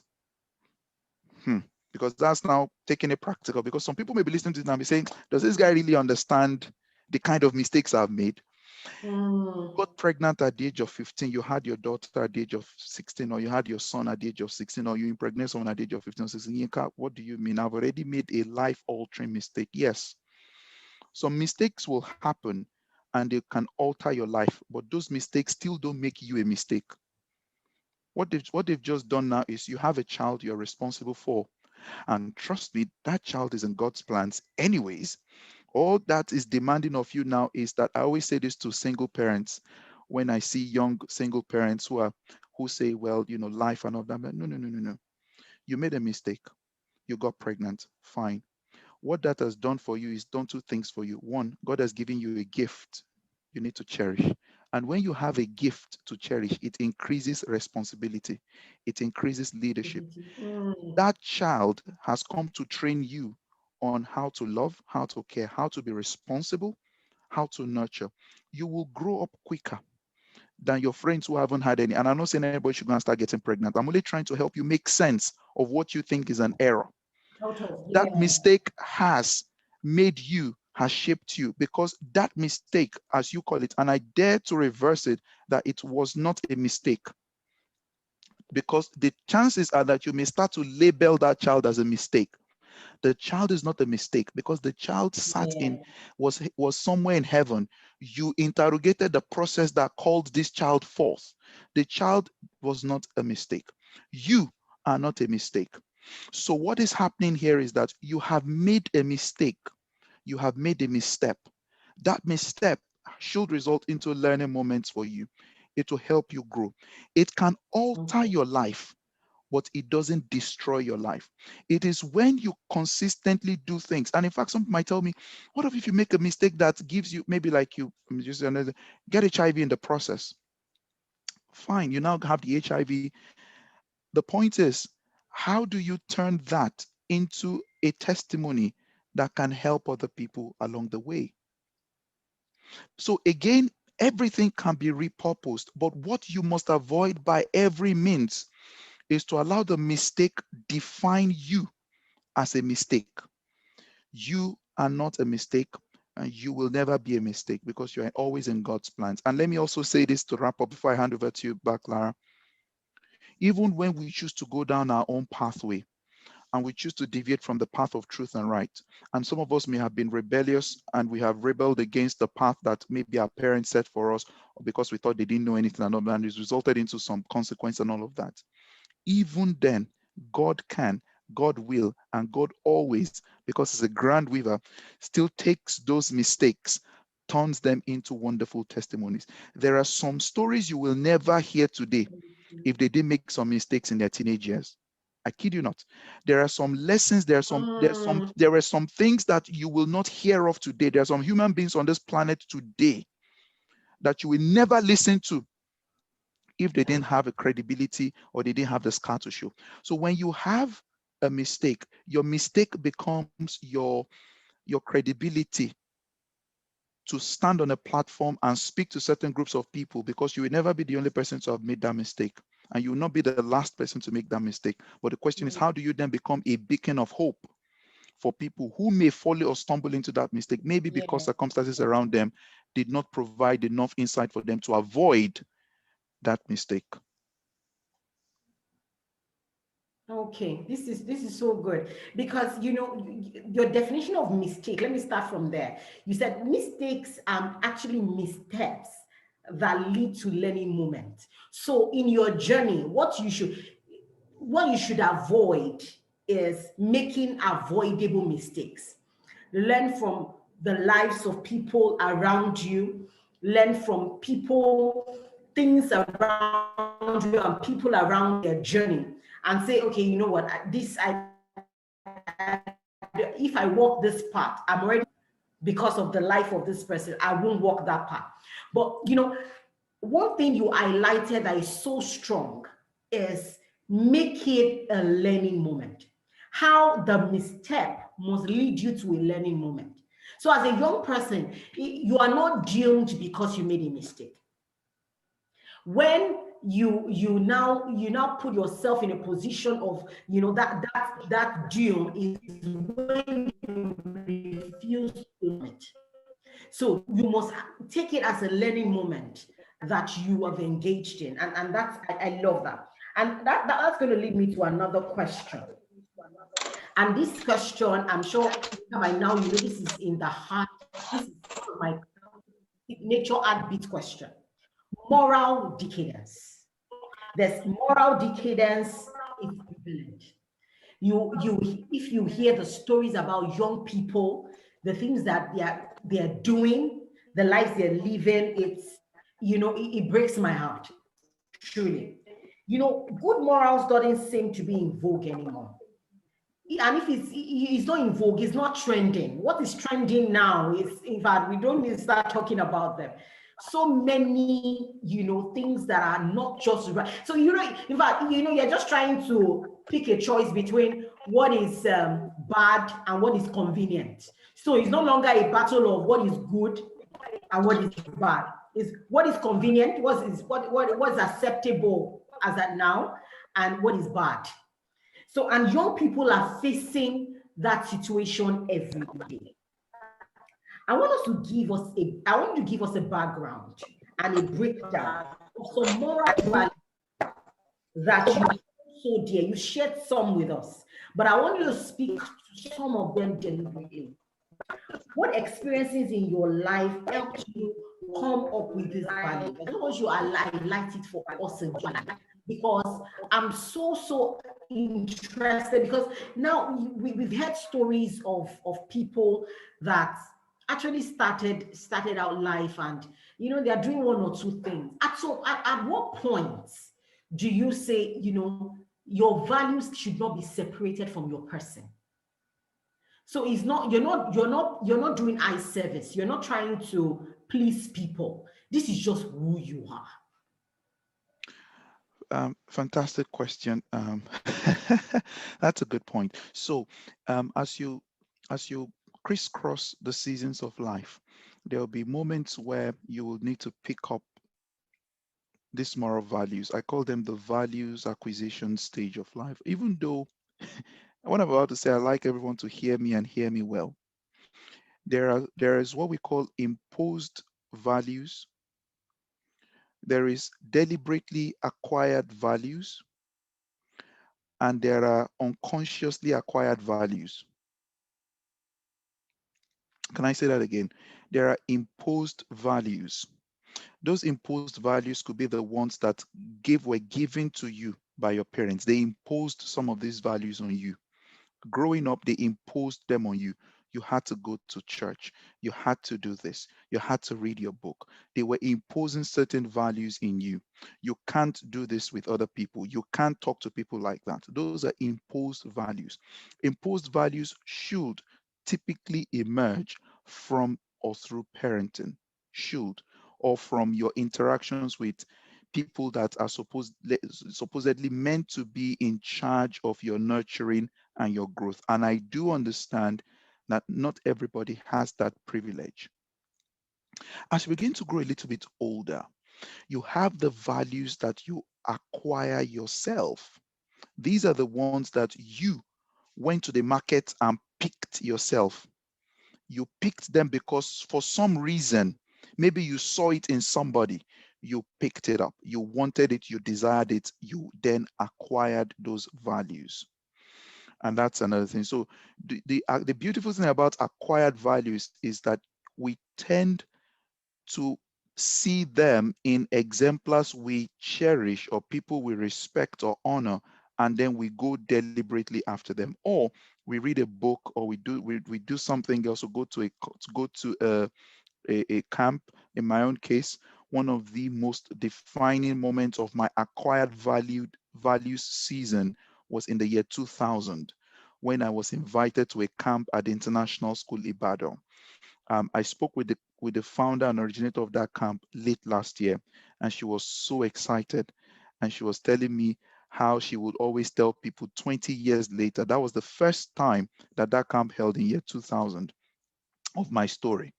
In that camp meeting, as I would call it was a weekend-long camp. It was a week-long camp program. We got there on Sunday. We left the following Saturday. On Wednesday night, they showed us a particular documentary series called Epidemic. And Epidemic took a deep dive into the world of sexually transmitted diseases. For the first time in my life, I saw how gonorrhea, syphilis, HIV/AIDS, how it ravaged people. It was a documentary that was put together from across Africa. And the title of that thing was called Epidemic. For me to even remember the name, you could see that it made an imprint on me. When we finished watching, they interviewed the people, of course, that were suffering from these different diseases. You could see some of them in obvious pain. They were showing us their genitals. It was a very graphic, documentary. I remember for like 2 weeks, I couldn't sleep well because it really scarred me to see that people were going through that. But when many of them were telling us about how they were living flippant lifestyles, sleeping around and having multiple sex partners and doing all sorts of nonsense around, they were telling us, some of them were into drugs and some of them were into all sorts of things, how they didn't realize that they were towing a path of moral decadence that was going to cost them their lives. Because at the end of the documentary, I think they started telling us that this person has died. After the interview, a few weeks later, this person died. So I was looking at somebody who was living, who was able to share their testimony, but a few weeks later had died as a result. It really, really scarred me. But more importantly, I resolved. I said to myself, this is not a matter of my mother telling me don't go around sleeping with girls. This is a matter of I choose not to do it anymore. This is not even about the Bible says, because again, that's where we have problems. So people say they are forcing us in church, or they're saying to us that the Bible says you should not commit adultery, and therefore I hate what my pastor saying, therefore I'll go and say, no, no, no, no, no. You don't sleep around for the sake of your pastor to impress them. You don't sleep around to carry your virginity as a trophy. That's all nonsense. You don't sleep around for the sake of yourself and your generations. That's why you don't sleep around. Apart from the big thing, if you're a child of God, to say, I want to please God. Guys, epidemic is real. Now you can then come back to me and say, Yinka, you've come again. Medicine has advanced. You can deal with these things medicinally. May you never have to take drugs to manage your life for the rest of your life. I just pray that prayer for you. May you never have to go through the pain of managing a sickness or having to deal with the repetitive illness. Science is good. Science is advancing. Science is great. But isn't it better to have a healthy lifestyle that wouldn't even make you need to go to the hospital in the first place? Isn't that a wiser pathway to follow? So that in that instance for me was one of those moments where I said, in terms of dealing with the opposite sex, I had seen it, and I had seen what one consequence may be. I know we live in an age where moral looseness is there. Everybody, sexual purity is not necessarily something anyone values anymore. People have made mistakes. And if you're listening to me and you have made mistakes, please don't feel condemned. Don't feel condemned. I'm not here to condemn you. What I also believe in what we call secondary virginity, which is you deciding at the moment to say, I will stop following this pathway from today, and I will seek all the help I can to make sure that what I did in the past stays there, and I can move on and build a future for myself that is clean, pure, and predicated on principle. So that moral value of being chaste, from in my dealings with the opposite sex was crafted in 2000 by one experience. It was a deliberately acquired value. I had imposed values, deliberately acquired values, then I had the subconsciously acquired value. Now, when I say subconsciously applied, you spoke, Lara, to music and to, those things. The amazing thing, Lara, is this. What many of us don't understand is that I spoke to you about the power of visible modeling, but the power of media, arts, and entertainment is this, that words, once released, is called information, an inflow that causes a formation. You become what you listen to, you become what you hear the most. What you see, what you hear the most, they are the ones, they're the things we call the gateways to your soul. There are a few gateways to your soul: your sight and your hearing. Those are the two most powerful gateways to your soul. Okay, so when you hear certain things consistently over a period of time, they they form something inside of you. You may want it, you may not want it, but it is formed. It is unconsciously acquired because you did not realize that there is what we call subliminal programming that was happening behind the scenes as a result of certain information that's why you need to pay attention to the music you listen to, the movies you watch, and the things you do. Some of you on this call may have been in situations where you watched a movie and you saw someone do something, or you watch certain types of movies. Imagine if you were into watching certain types of erotic movies. it is not going to be impossible that you'll soon start getting into pornography, masturbation, and then wanting to Yes. practice it on the opposite sex, and the rest is history. You didn't deliberately say, I want to start sleeping around. You started seeing it in all those movies, those raunchy scenes, heightened Mm. your curiosity.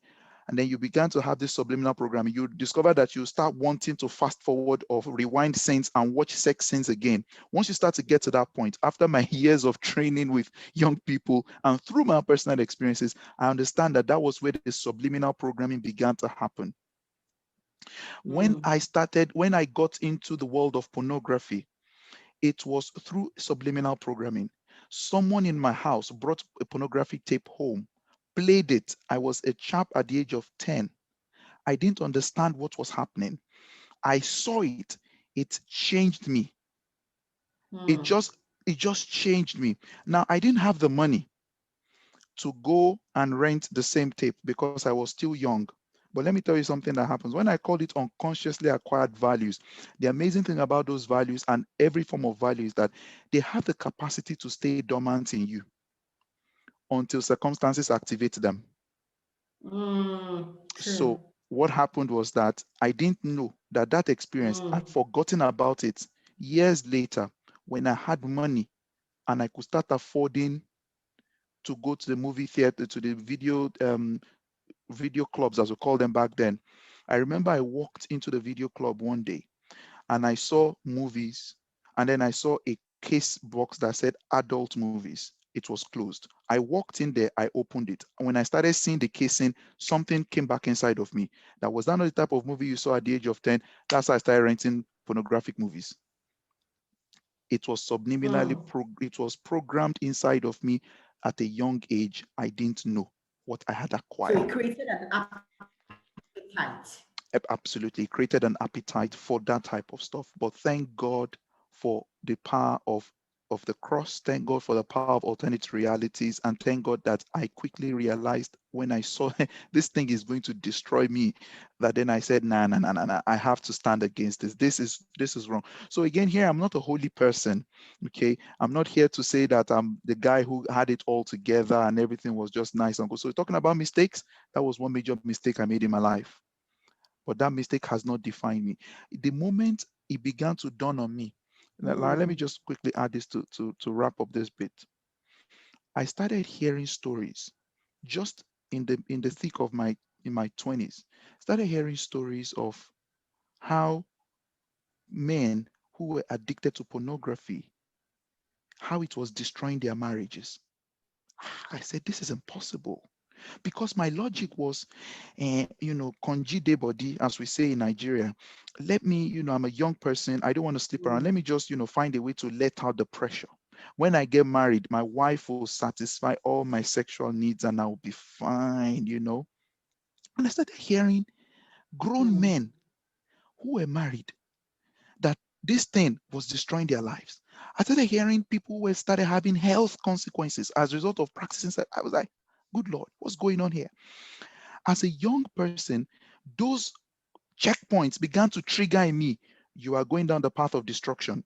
This is an Mm. avoidable mistake. You're going down the path of destruction. It was at that point something tripped inside of me that I now said, okay, now I realize that this thing that was acquired. So again, this is where I'm going. You can acquire values unconsciously, but there is what we call a value gateway system, some mechanism that helps you even veto the values you have acquired to check how you can get rid of the wrong values Okay. and retain the right values. And that's how maturity comes. Maturity is the process Mm. of vetoing yourself, letting go of what needs to be let go of, and embracing only what needs to be embraced. It is at that point that you're growing. In fact, if you are not constantly evolving in your value system, there are core values you will never let go of. But as your seasons change, you may need to begin to pay more attention to certain values Mm. or the manifestation of certain values, because they could go ahead and trigger certain things, undesirable Mm. results.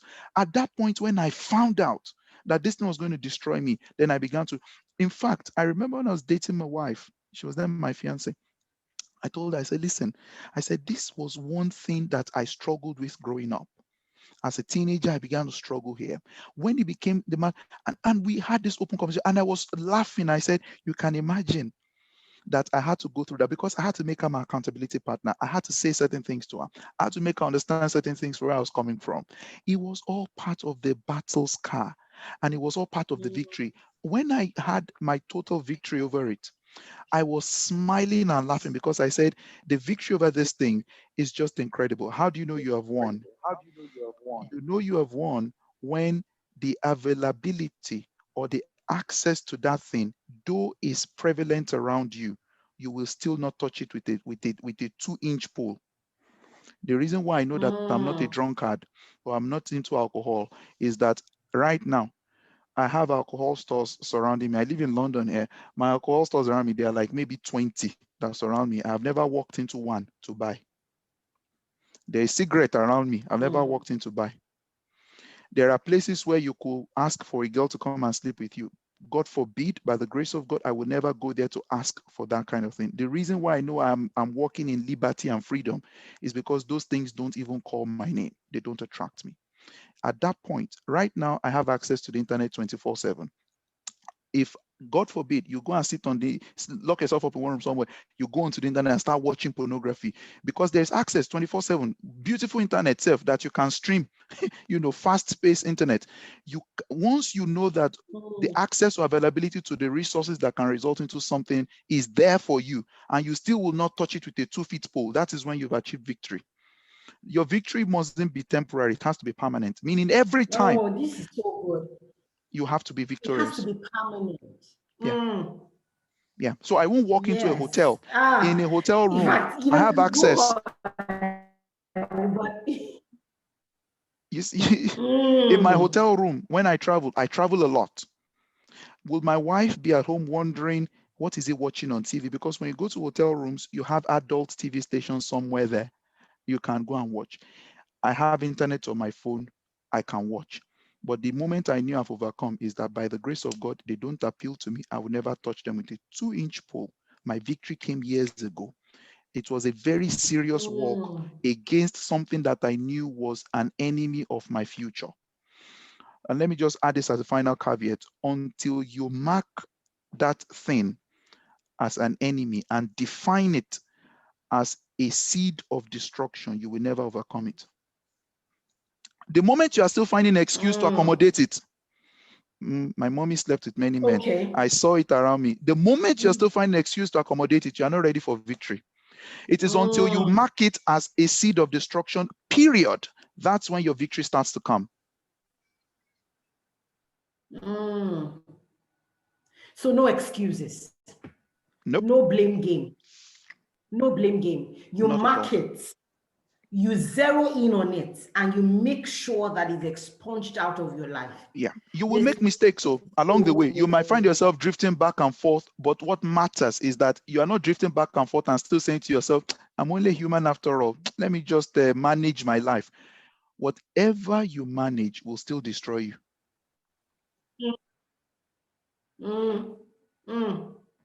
Oh, this is so good. This is not just message to the young people. This message to everyone, because this we have milestones in our lives that we get to, and we still have to revisit some of these things. We still have to sit down, go back to the drawing board, and tell yourself, at this point, what are values I need? I love the fact that you mentioned that what spells maturity is your ability to be able to expunge out of life certain values that are not necessary. And you say, I'm saying no to these values, and I'm going to run to 2 questions that were sent in to us. Somebody asked about, the current times we're in, the pandemic and all that, how this has affected the young people's aspirations. Young people have aspirations, but based on the present predicament and what is prevalent on the earth and the global challenges, how can one really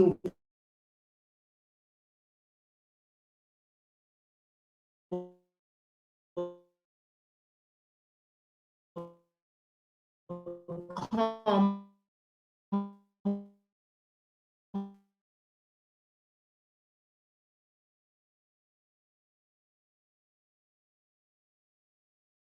all I didn't hear that question. Maybe it's from my end. I didn't hear it. You broke off a bit. The internet is a bit choppy. And still before.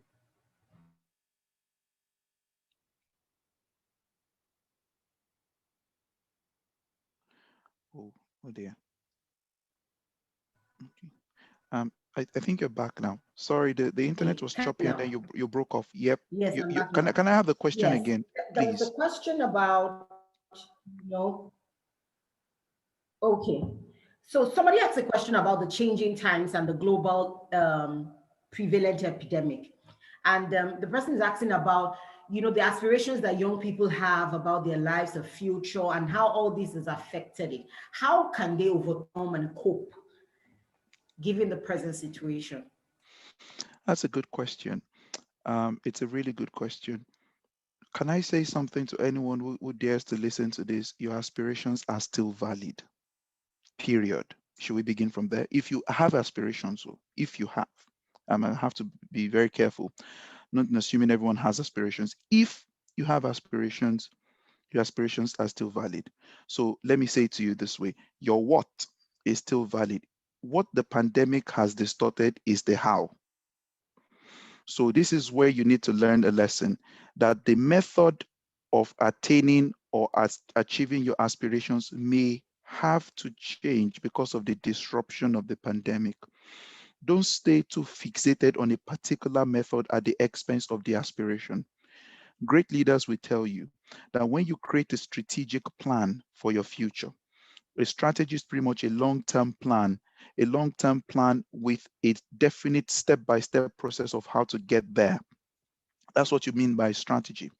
Now, when you have a strategic plan for your life, there is what we call intended strategy. Now, intended strategy is what takes you from a deliberate strategy to an achieved strategy. Intended strategy, meaning the way I intended it to be.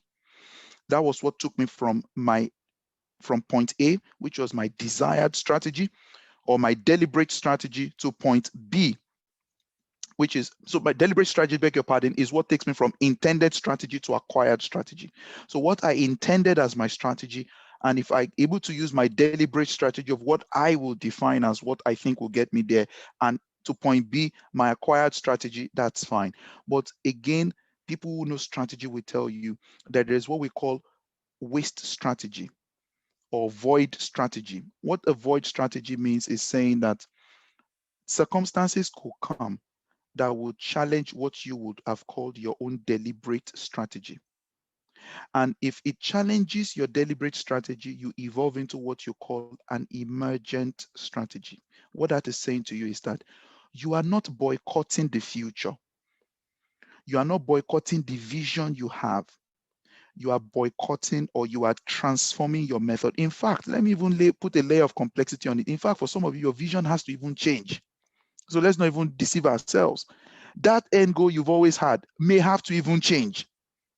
So I'm speaking to people who are on two levels: those who have aspirations that are still valid regardless, but need to focus on the how. The what stays the same, the how, as the pandemic has taught us the how. So let me give you a good example. You have always dreamt in your life, I want to be a guy who offers tech skills training to young people. And the way you've always imagined it is, I will buy a building somewhere in Abuja, I will furnish it up to 10 floors, this and that and that. And then you start to bring people in from all over, teach them machine learning and all that and all that. Now, COVID has happened. People are now creating online schools like never before. So the vision is still the same. The method has changed. The newest social media app that is making waves around the world today is called Clubhouse. I don't know if any of you have heard of Clubhouse. Clubhouse combines the competencies of having your own radio station and a podcast into one, and makes it's audio only. It's an audio only social media app, and every person that is popular in this world is on that social media app as we speak now. People are creating their own clubhouses. Your own clubhouses is like your own radio channel. You will start your own conversation anytime you want to. People will join in. They will listen to you speak. You will bring panels in. People will hear you talk. The method has changed. Knowledge dissemination methods have changed. Now you're saying you want to go to school abroad. Yes, go study. That's still a valid dream, but there are now many ways of studying abroad. I know you want to travel. You will still travel. But what about if you can start doing something now to acquire foreign education before you can still physically travel out to then go into a school to go and acquire it? So don't be too set in your ways that you won't allow the lessons of the season teach you the skills of agility. Agility is the new gold in our times. The ability to stay agile. That is, I have a plan, but things will happen that will disrupt that plan, and I need to know how to use that thing to get to my point. So let me wrap this up with one very simple story. 1930-ish, there was a man called Dave McDonnell. Dave McDonnell wanted to be a writer.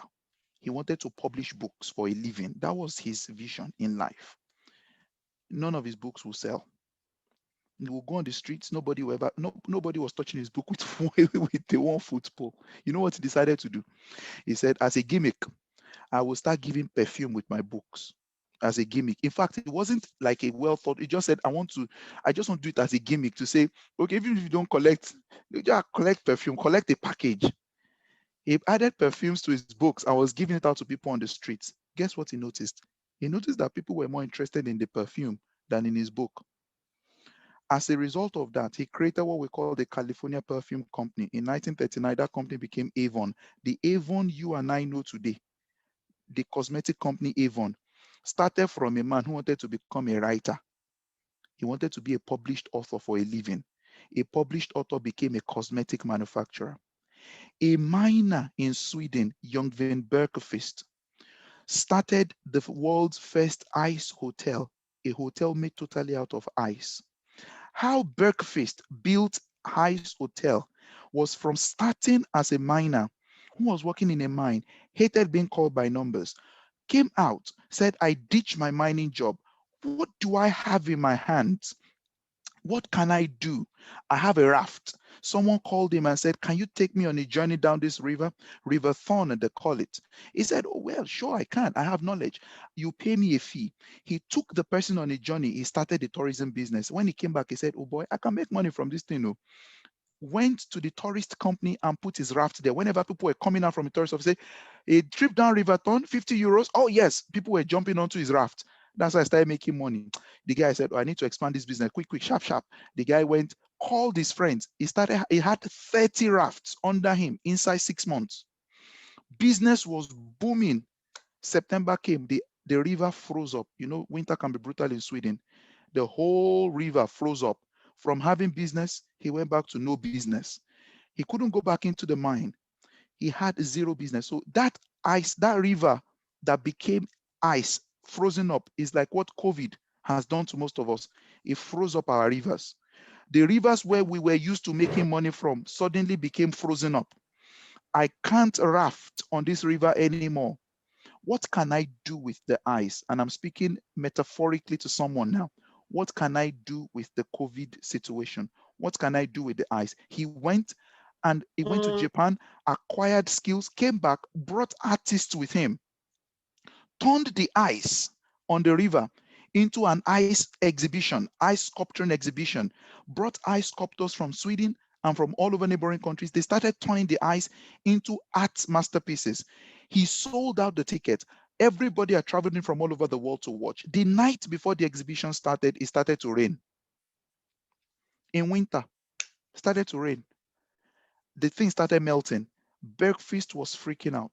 His friend said, let us try to cover it. Let us try to save it. It's 24 hours to the exhibition. It will be a disgrace. You know what he told them?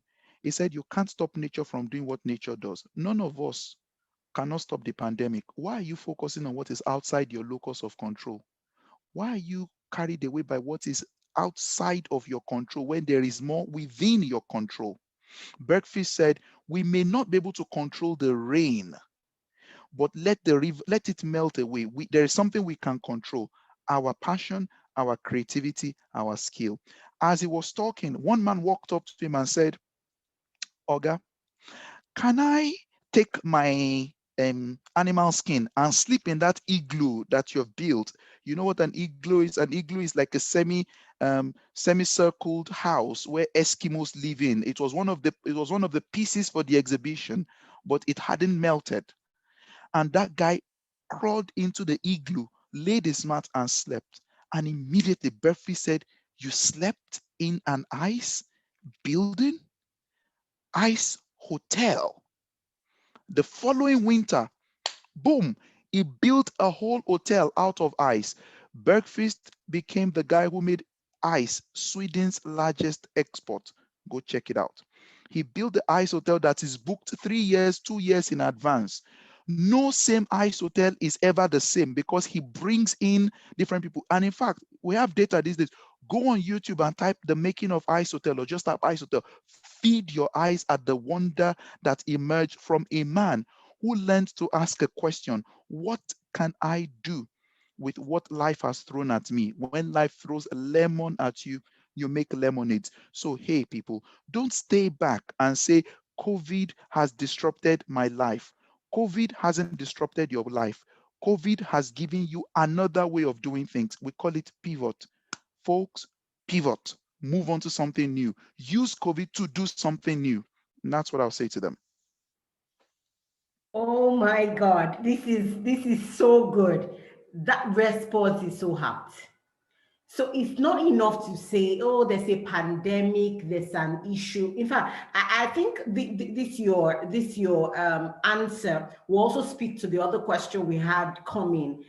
Somebody saying, I've read stories about people that, you know, had pretty much giftedness, skills, and talent, and they still feel they are not productive.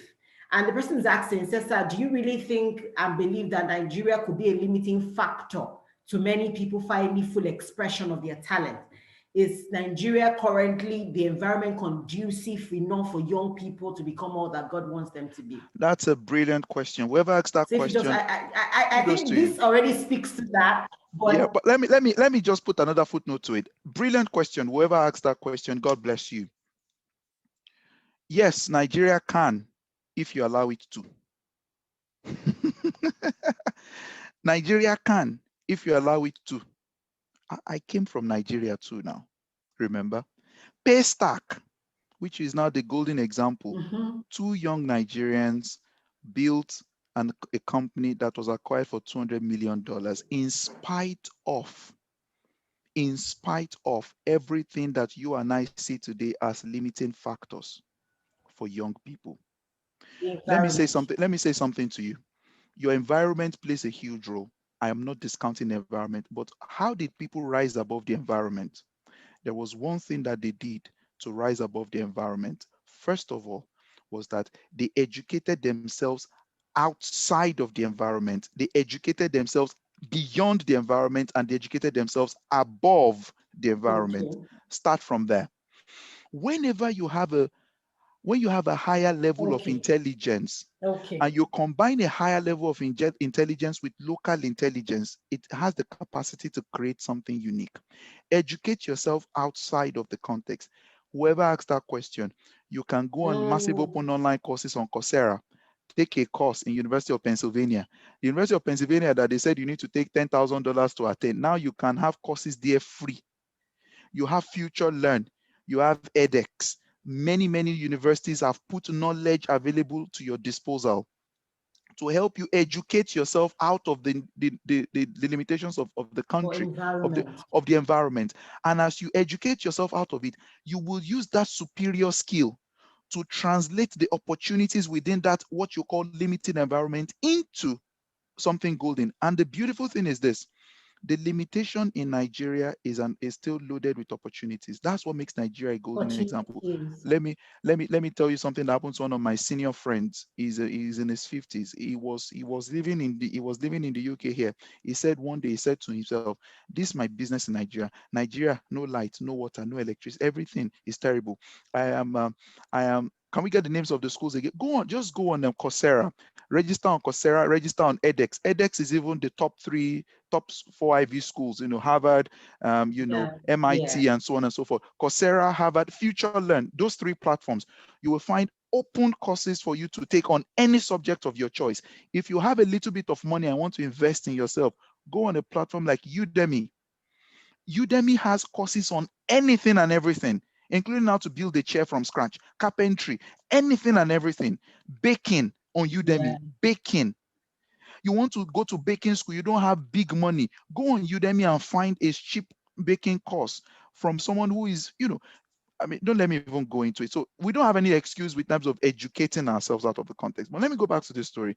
This, my senior friend said he jumped on the plane and said, Nigeria is killing my business. And I rightly so. Again, I'm not saying this to discount the fact that Nigeria's business context is very difficult. Don't get me wrong. I'm not belittling the Nigerian business context in this way, but I'm only saying that that context, even in spite of it, people are rising. What he then did was he said he was going to go to his company in Lagos and shut it down. He jumped on a plane one day and said, okay, I've had enough. I'm going to go and shut it down. As God will always do things in very, very funny ways. He said when he got on the British Airways flight, he noticed that 50% of people on the flight were white people. And he said, a question came into his head. Why are these people going to my country? What are they coming to find in my country? If they are going to my country, it means there is something in my country that they want. Yes. And if they want it, why can't I have it? And that's how we reversed this decision. Why are Lebanese coming to Nigeria to build schools, to build bakeries, to become successful? Because they brought superior knowledge into a local context and gave us a value for what we're able to pay for. Wow. Now you are there, you understand the local context, you are seeing it as a limitation. Someone else says, I see the local context as a cloud and atmosphere of opportunities. But I know that I don't have the cognitive capacity to see the opportunity in the environment or even the skill to translate the opportunity into value. Let me educate myself outside of that context, get superior skill, and bring the skill back into the context and make money and see things differently. It will come down to one thing, mindset. That's how I'll end that there. Mindset. In fact, you know what you've done for us today? You've literally shifted our mindset. You spoke a lot about passion. You spoke a lot about mindset, how you have to have a mind shift to be able to, be able to draw out value from your environment. It's been, in fact, we've spent more than 2 hours and it looks as if we're just starting. This is so good. And it's so good that we have it recorded. What we're going to do with it. In fact, one of the things that kept coming to my mind, popping up, apart from the transcription we want to do for young people, is when we're having our boot camps, play this video for them to listen in. Listen and draw wisdom. So much wisdom you've shared, Yinka, so much wisdom. So much wisdom. I was telling myself that, if I had somebody like Dr. Adewale when I was growing up, to just challenge me like this, maybe I would have gone farther than where I am. But that's the truth.